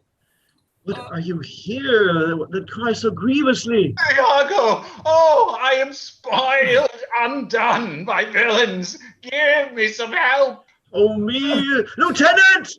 What villains have done this? I think that one of them is hereabout and cannot make away. Oh, treacherous villains! What are you there? Come in and give me some help. Help me! There! That's one of them. Oh, murderous slave! Oh, villain! Oh, damn Iago! Oh, inhuman dog! Kill men of the dark! Where be these bloody thieves? How silent is this town? Oh, mother! What may you be? Are you good or evil? As you shall prove us, praise us. Senor Ludovico, Yes, sir. I cry your mercy. Here's Cassio hurt by villains. Cassio. How is brother? My leg is cut in two. Marry, heaven forbid, light gentlemen, I'll bind it with my shirt. Enter Bianca. What is the matter, Ho? What is that cry, Bianca? Oh, who is it that cried? Oh, my dear Cassio, my sweet Cassio. Oh, Cassio, Cassio, Cassio, Bianca. Oh, notable strumpet Cassio, you may suspect who they should be that have this mangled you. No. I am sorry to find you thus. I have been to seek you. Lend me a garter. Oh, so. Oh, for a chair to bear him easily hence. Oh, lassie Fato, Cassio, Cassio, Cassio. Gentlemen, all I do suspect this trash to be a party of this in this injury. Patience a while. Good Cassio, come, lend me a light. No, we this facer, no. Alas, my friend and my dear countryman, Rodrigo. No, yes, sure, yes, 'tis Rodrigo. What, of Venice? Even he, sir, did you know him? Know him, aye. Signor Garciano, I cry your gentle pardon. These bloody accidents must excuse my manners that so neglected you. I am glad to see you. How do you, Cassio? Oh, a chair. Rodrigo. Tis he. Oh, that's well said. The chair. Some good man, bear him carefully from hence. I'll fetch the general surgeon for you, mistress. Save your labor that he lies slain here. Cassio was my dear friend. What malice was between you? None in the world, nor do I know the man. What? Look you pale? Oh, bear him, oh, the air that stay you, good gentlemen. Look, you pale mistress. Do you perceive the ghastliness of her eye? Nay, if you stare, we shall hear more anon. Behold her well. I pray you look upon her. Do you see, gentlemen? Nay, guiltiness will speak. Thou tongues were out of use. Amelia? Lass, what's the matter? What's the matter, husband? Cassio hath here been set on in the dark by Rodrigo and fellows that are scraped. He's almost slain, and Rodrigo quite dead. Alas, good gentleman, alas, good Cassio. This is the fruits of whoring. Prithee, Amelia, go now. Go know of Cassio where he supped tonight. What? Do you shake at it? He supped at my house, but I therefore shake not. Oh, did he so? I charge you go with me. Oh, fie upon thee, strumpet. I am no strumpet, but of life as honest as you that thus abuse me. As I? Fie upon thee. Kind gentlemen, let's go see poor Cassio dressed. Come, mistress, you must tell another tale. Amelia, run you to the citadel and tell my lord and lady what hath happened. Will you go on afore? This is the night that either makes me or produce me quite. Exit Scena Secunda. Enter Othello and Desdemona in her bed. It is the cause. It is the cause, my soul. Let me not name it to you, you chaste stars. It is the cause. Yet I'll not shed her blood, nor scar that whiter skin of hers than snow, and smooth as monumental alabaster. Yet she must die, else she'll betray more men. Put out the light, and then put out the light. If I quench thee, thou flaming minister, I can again thy former light restore, should I repent me. But once I put out thy light, thou cunningst pattern of excelling nature, I know not where in that Promethean heat that can thy light relume. When I have plucked thy rose, I cannot give it vital growth again. It must needs wither. I'll smell it thee on the tree. Oh, balmy breath that dost almost persuade justice to break her sword. One more. Be thou when thou art dead, and I will kill thee and love thee after. One more, and that's the last. So sweet was ne'er so fatal. I must weep, but they are cruel tears. The sorrow's heavenly, it strikes where it doth love. Oh, she wakes. Oh, who's there? Othello. Aye, Desdemona. Will you come to my bed, my lord? Have you prayed tonight, Desdemona? Aye, my lord. If you bethink yourself of any crime unreconciled as yet to heaven and grace, solicit for it straight. Alack, my lord, what may you mean by that? Well, do it, and be brief. I will walk by. I would not kill thy unprepared spirit. No, heavens forfend, I would not kill thy soul. Talk you of killing? I do. Then heaven have mercy on me. Amen, with all my heart. If you say, I hope you will not kill me. Huh. And yet I fear you. For you're fatal then, when your eyes roll so. Why I should fear I know not, since guiltiness I know not, but yet I fear. Think on thy sins. They are loves I bear to you. Aye, and for that thou diest. That death's unnatural that kills for loving. Alas, why gnaw you so your nether lip?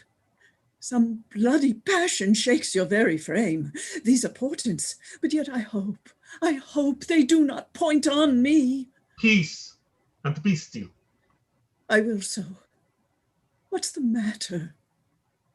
That handkerchief which I so loved and gave thee, thou gavest to Cassio. No, by my life and soul, send for the man and ask him. Sweet soul, take heed of perjury. Thou art on thy deathbed. Aye, but not yet to die. Presently. Therefore confess thee freely of thy sin, for to deny each article with oath cannot remove nor choke the strong conception that I do groan withal. Thou art to die. Oh, heaven have mercy on me. I say amen. And have you mercy too. I never did offend you in my life. Never loved Cassio, but with such general warranty of heaven as I might love. I never gave him token. By heaven, I saw the handkerchief in his hand. Oh, perjured woman, thou dost stone my heart and makes me call what I intend to do a murder, which I thought a sacrifice. I saw the handkerchief. He found it then. I never gave it him. Send for him hither. I'll let him confess a truth. He hath confessed. What, my lord? What? That he hath used thee. How? Unlawfully? Aye. He will not say so. No. His mouth is stopped. Iago hath ta'en order for it. Oh, my fear interprets. What? Is he dead? Had all his hairs been lives, my great revenge had stomach for them all. Alas, he is betrayed, and I undone. Out, strumpet, weepest thou for him to my face? Oh, banish me, my lord, but kill me not. Down, strumpet. Kill me tomorrow. Let me live tonight. Nay, if you strive. But half an hour. Being done, there is no pause. But while I say one prayer. It is too late. Smothers her, Amelia at the door. My lord, what ho! My lord! What noise is this? Not dead, not quite dead. I, that I am cruel, am yet merciful. I would not have thee linger in thy pain. So. What ho, my lord! My lord! Who's there? Oh, good my lord, I would speak a word with you. Yes, 'tis Amelia by and by. She's dead. 'Tis like she comes to speak of Cassio's death. The noise was high. Ha! No more moving. Still as a grave. Shall she come in? Wert good? I think she stirs again. No, what's best to do? If she come in, she'll sure speak to my wife. My wife? What wife? I have no wife. Oh, insupportable, oh, heavy hour. Methinks it should be a huge eclipse of sun and moon, and that the affrighted globe did yawn at alteration. I do beseech you that I speak with you, oh, good my lord. I had forgot thee. Come in, Amelia, soft, by and by. Let me the curtain straw. Where art thou? What is the matter with thee now? Oh, good my lord, yonder's foul murder's done. What, now? But now, my lord. It is the very error of the moon. She comes more nearer earth than she was wont, and it makes men mad. Cassio, my lord, hath killed a young Venetian called Roderigo. Roderigo killed? And Cassio killed? No, Cassio was not killed. Not Cassio killed? Then murder is out of tune, and sweet revenge grows harsh. Falsely murdered. Oh, Lord, what cry is that? That? What? Out and alas, that was my lady's voice. Help! Help! Oh, help! Oh, lady, speak again. Sweet Desdemona, oh, sweet mistress, speak. Guiltless death. I die. Oh, who hath done this deed? Nobody. I myself. Farewell. Commend me to my kind lord. Oh, farewell. Why? How should she be murdered? Alas, who knows? You heard her say herself it was not I. She said so. I must need report the truth. She's like a liar going to burning hell. 'Twas I that killed her. Oh, the more angel she, and you the blacker devil.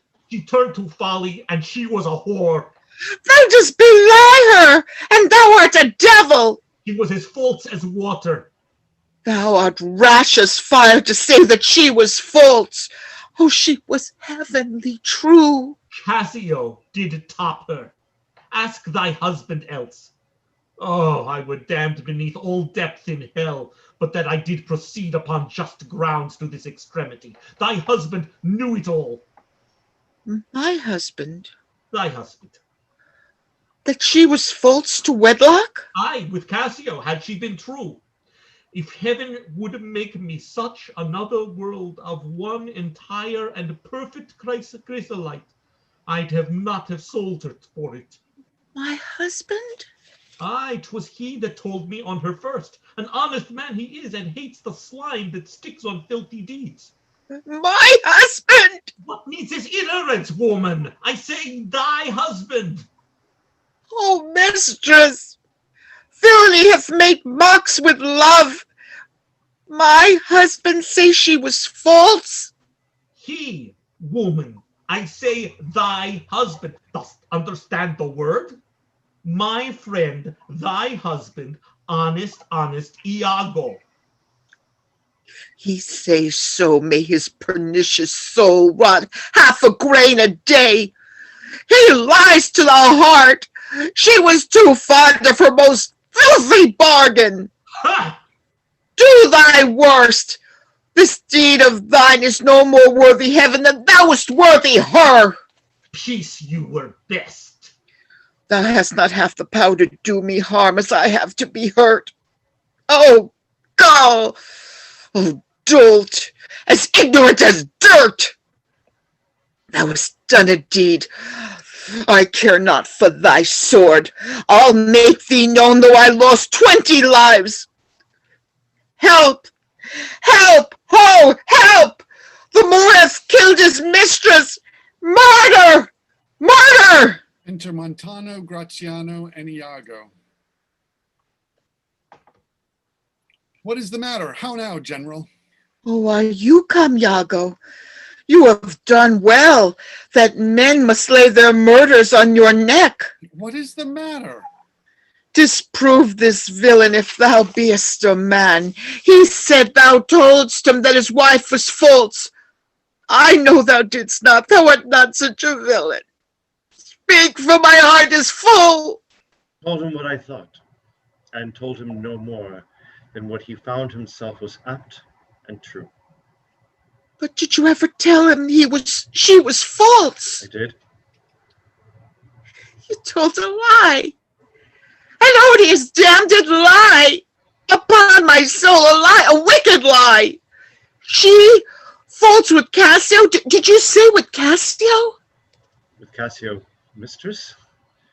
How to charm your tongue? I will not charm my tongue. I am bound to speak. My mistress here lies murdered in her bed. Oh, heavens forfend! And your reports have set the murder on. Nay, stare not, masters. It is true indeed. 'Tis a strange truth, a monstrous act. Villainy, villainy, oh villainy, I think upon it. I think I smell it. Oh villainy, I thought so then. I'll kill myself for grief. Oh villainy, villainy. What, are you mad? I charge you, go get home. Good gentlemen, let me have leave to speak. 'Tis proper I obey him, but not now. Perchance, Iago, I will ne'er go home. Oh, oh, oh. Oh, nay, lay thee down and roar, for thou hast killed the sweetest innocent that e'er did lift up eye. Oh, she was foul. I scarce did know you, uncle. There lies your niece, whose breath indeed these hands hath newly stopped. I know this act shows horrible and green. Poor Desdemone, I am glad thy father's dead. Thy match was mortal to him, and pure grief shore his old thread in twain. Did he live now, this sight would make him do a desperate turn, yea, curse his better angel from his side, and fall to reprobance. 'Tis pitiful, but yet Iago knows that she, with Cassio, hath the act of shame 1,000 times committed. Cassio confessed it, and she did gratify his amorous works with that recognizance and pledge of love which I first gave her. I saw it in his hands. It was a handkerchief, an antique token my father gave my mother. Oh God, oh heavenly God. Hold your peace. 'Twill out. 'Twill out. Peace. No, I will speak as liberal as the North. Let heaven and men and devils, let them speak all cry shame against me, yet I'll speak. Be wise and get you home. I will not. Fie, your sword upon a woman? Oh, thou dull Moor, that handkerchief thou speaks of, I found by fortune and did give my husband, for often with a solemn earnestness, more than indeed belonged to such a trifle, he begged of me to steal it. Villainous whore! She give it Cassio? No, alas, I found it, and I did give it my husband. Filth, thou liest. By heaven, I do not, gentlemen. Oh, murderous coxcomb, what should such a fool do with so good a wife? Art thou no stones in heaven, but what serves for thunder, precious villain? The woman falls, sure he hath killed his wife. Oh, lay me by my mistress's side. Oh, he's gone, but his wife's killed. 'Tis a notorious villain. Take you this weapon, which I have recovered from the Moor. Come, guard the door without. Let him not pass, but kill him rather. I'll after that same villain, for 'tis a damned slave. I am not valiant neither, but every puny whipster gets my sword. Why should honor outlive honesty? Let it go all. What did your song bode, lady? Canst thou hear me? I will play the swan and die in music. Willow, willow, willow. Moor, she was chaste. She loved thee, cruel Moor. So come my soul to bless as I speak true. So speaking as I think, alas, I die. I have another weapon in this chamber. It was a sword of Spain, the Ice Brook's temper. Oh, here it is. Uncle, I must come forth. If thou attempt it, it will cost thee dear. Thou hast no weapon, and perforce must suffer. Look in upon me then, and speak with me, or naked as I am, I will assault thee. What is the matter? Behold, I have a weapon. A better never did itself sustain upon a old soldier's thigh. I have seen the day that with this little arm and this good sword, I have made my way through more impediments than 20 times your stop. But, O vain boast, who can control his fate? 'Tis not so now. Be not afraid, though you do see me weaponed. Here is my journey's end. Here is my butt and very sea mark of my utmost sail. Do you go back dismayed? 'Tis a lost fear. Man but a rush against Othello's breast, and he retires. Where should Othello go? Now, how dost thou look now? Oh, ill-starred wench, pale as thy smock, when we shall meet at Compt, this look of thine will hurl my soul from heaven, and fiends will snatch at it. Cold, cold, my girl, even like thy chastity. Oh, cursed, cursed! Where is this rash Save and these ghost of devils from the possession of this heavenly sight. I'm done. About in winds, roast me in sulphur, wash me in steep down gulfs of liquid fire. Oh, Desdemona, dead! Desdemona, dead! Oh, oh! Enter Lodovico, Cassio, Montano, and Iago with officers. Where is this rash and most unfortunate man? Oh, that he that was Othello, here I am. Where is that viper? Bring the villain forth. I look down towards his feet, but that's a fable. If that thou beest a devil, I cannot kill thee. Wrench his sword from him. I bleed, sir, but not killed. I am not sorry neither. I'd have thee live, for in my sense 'tis happiness to die. O thou Othello, Well, that would one so good fallen in the practice of a damned slave, what shall be said to thee? Why, anything. An honorable murderer, if you will. For naught I did in hate, but all in honor. This wretch hath part confessed his villainy.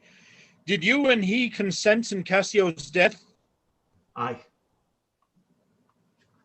Cassio, you're muted. Cassio, you're muted.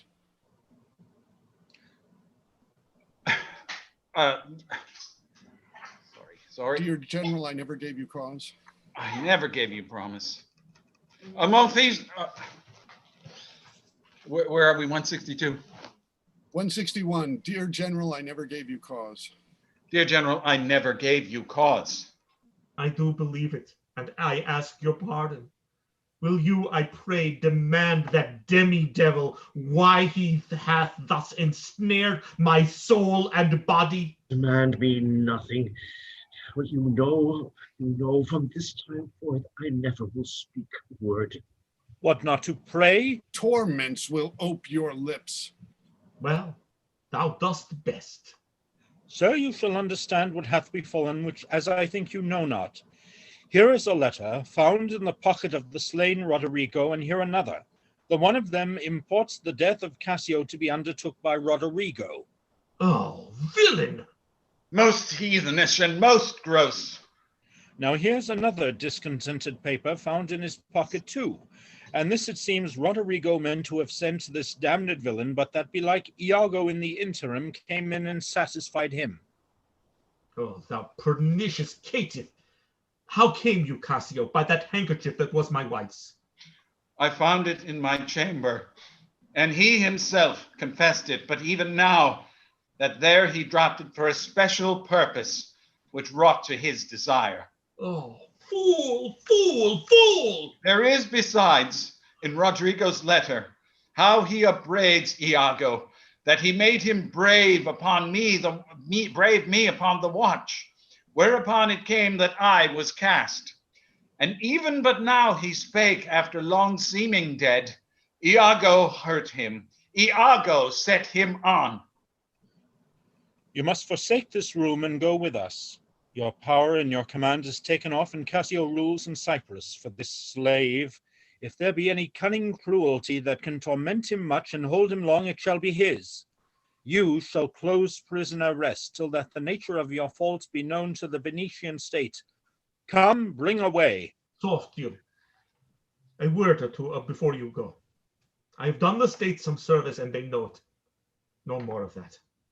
I pray you, in your letters, when you shall these unlucky deeds relate, speak of me as I am, nothing extenuate, nor set down aught in malice than you must speak, of one that loved not wisely, but too well, of one not easily jealous, but being wrought perplexed in the extreme, of one whose hand, like the base Judean, threw a pearl away, richer than all his tribe, of one whose subdued eyes, albeit unused to the melting mood, dropped tears as fast as the Arabian trees their medicinal gum.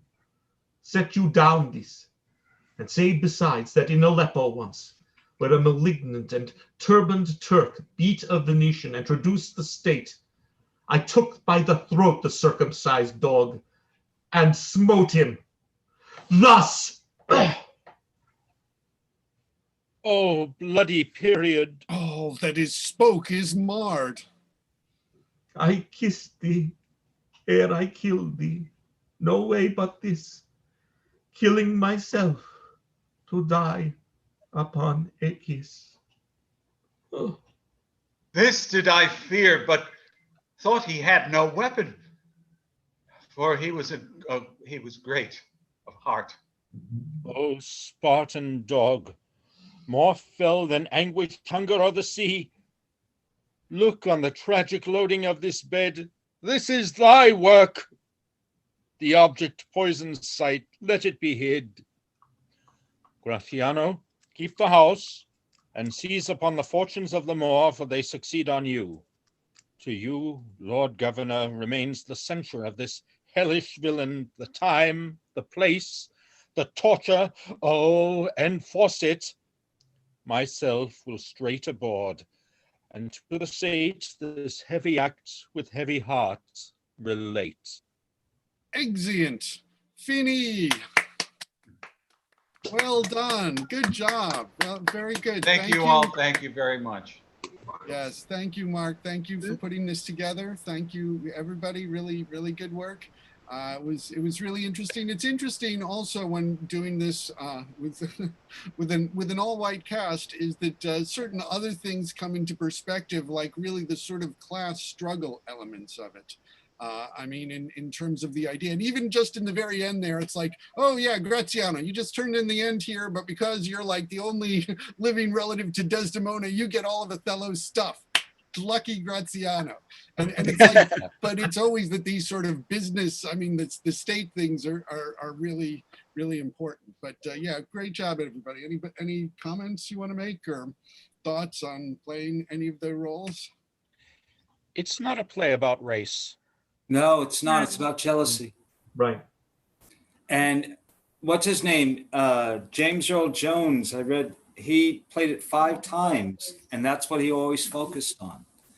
And I thought when Derek, when you took the part, I said, gee, I wonder why you didn't get a black actor. I said, well, let's see what he does with it. And you did it, man. You focused on the jealousy. Certainly did do it. Yeah, it was beautiful. And you too, Paula. Gorgeous. Everybody. It's nice. Really, Paul, wonderful. It was really interesting to just do it straight through without an intermission. Yeah. It has such speed, this play. I mean, it builds and builds and builds and builds. And yeah, we got through it in really just under glad we 3.5. Mm-hmm. At the beginning of the ranting and raving that the father did in terms of Othello, that it's witchcraft, it's impossible that he could have fallen in love with such a man. Isn't there just a tiny bit of medieval racism for a Middle Easterner? Because it seems like, no, the Moor is more from the Middle East than the deepest Africa. It's like most people seem to, like the Laurence Olivier version that I started peeking at last night. There's a BBC version on BritBox where Anthony Hopkins plays Othello. You do it with a black face? No, he does not do it in blackface. Yeah, that's it's like, don't do it with a black face. Yeah. Well, if you're gonna do it, then you don't need to colors do himself. He's not black, but he's a little darkly darker. colored. Yeah, but he He's looks the like he first- could be from southern Spain or northern Africa or Jerusalem. That was my introduction to Othello, and he's still one of my very I'd favorites. say yes. Yeah, he's wonderful in that. And so is Bob Balaban as Iago. Bob Bob Hoskins. Hoskins. I still find it a very perplexing play. The character in it is Amelia. I just don't get it. I mean, you were great, and I watched you carefully. I said, now, what, okay, you know, discovering it, said, and you did it, and I still find the part itself, the writing itself, I don't understand why she doesn't say anything earlier. Why does she catch on? And, you know, I mean. And why does she give her husband the handkerchief? When you were playing it and reading it, like, were you still in conflict with? I mean, I want to do a reading of this to explore the conflict within me about why that is, because I'm choosing the easy way, the Edith Bunker way of just total denial, you know, and that's not usually how she's played. She's played as a strong woman, you know, and yet, you know, so easily manipulated by her husband because of the writing of it. And I just don't like, you know, I mean, all this is breaking down before her. She sees this guy going nuts. Why is she standing by and allowing this to happen? And then she realizes. Yeah, but there's nothing that she sees that would connect the handkerchief to his jealousy. Yeah. Why doesn't she say anything? There's nothing that she sees that until Othello says, you know, I saw the handkerchief in Cassio's hands. There's nothing. Yes. There's no scene that she's part of where she would make that connection. Because she's not on stage then? She's not there then. Right. Right. No. Paul and I talked about this in the production in the summer. He had her on stage at one point, right? And that's what confused me more. Do you remember, Paul? Yeah, I think so. Yeah, in terms of, I think it was the one that at the public a few years ago. Yeah. Where they had her on stage while they were seeing other things where you might have suggested that she had some idea about the handkerchief, which textually she doesn't. Right. And I think that ruins the last scene. Yes. Yeah. Also, I think Amelia and Iago have a very weird relationship, and it's Yes. They part of their relationship, I think, is playing games with each other. Yes. And That may very well be. I think she kind of gets off on his hostility. Sadomasochistic almost then. It's A little bit, yeah. Could be. well, I mean, what do you think, Bill, as you were playing Iago? How do you think of Iago in terms of like similar or different from like Richard III? Well, the thing is, I remember, I never had the fortune to see it, but when the Globe came to Broadway, when they have the all-male cast and the amazing actor, I forget his name. Mark Rylance? Yes. The people said they were dying laughing when he was doing his Richard III. Yes. Rather than play the very villain, you know, who plots and has weird thoughts in his mind, to have the fun, the game, the sport, you know. So I tried to bring the sport into this, because again, the little bit I saw from the Laurence Olivier version, like again, Iago was the one in the background manipulating, puppetry, you know. Rather, I started to, because in this and the way that I think that I heard that the Globe Theatre did their stuff is that the audience has to side on the villain's side and have fun with the villain until he finds his own doom.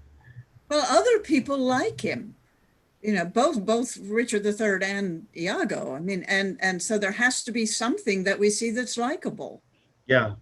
Yeah. Well, yeah. My personal theory about Iago is that the Iago we see in this play is very different than what Iago has been up to this point. Because what is like the most common adjective that people use about Iago in this play?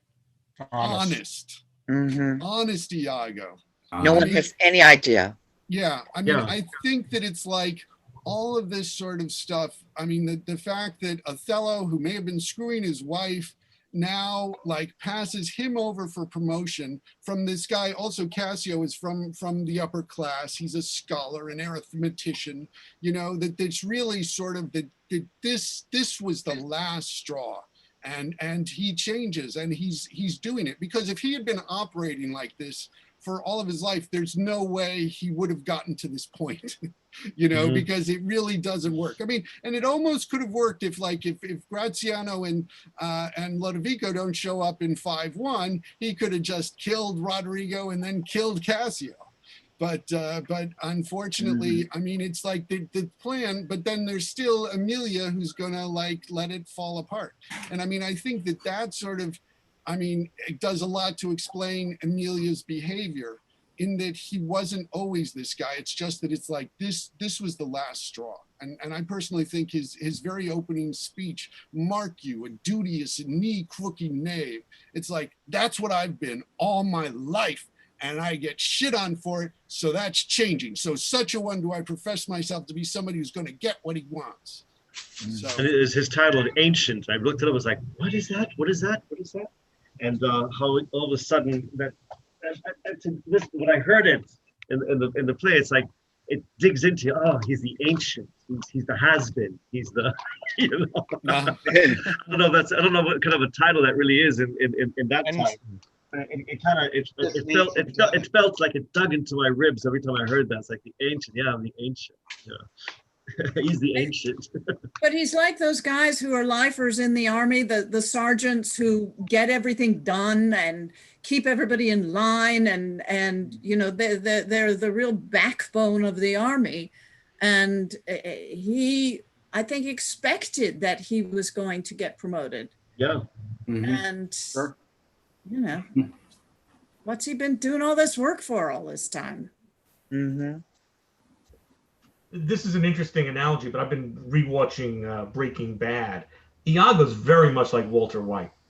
I mean, you really, there's this event that comes along and sends that character hurtling into evil. But you can understand why no one saw it coming, because up until then he was this kind of good. He was considered a good reputation. Reputation. Yes. Right. That's a big deal in this play, isn't it? Yeah. Yeah. And a lot turns on it. Do you remember the movie? You've seen the movie The Dresser? Oh, yeah. Yes. And the Well, play. they were smart at the Delacorte. They ended it with Othello's death. Because I kept thinking about that line. When Othello's dead, the play is over. Say what you have to say quickly and put the audience out of its misery. Michael, what in the world's going on with your in the back?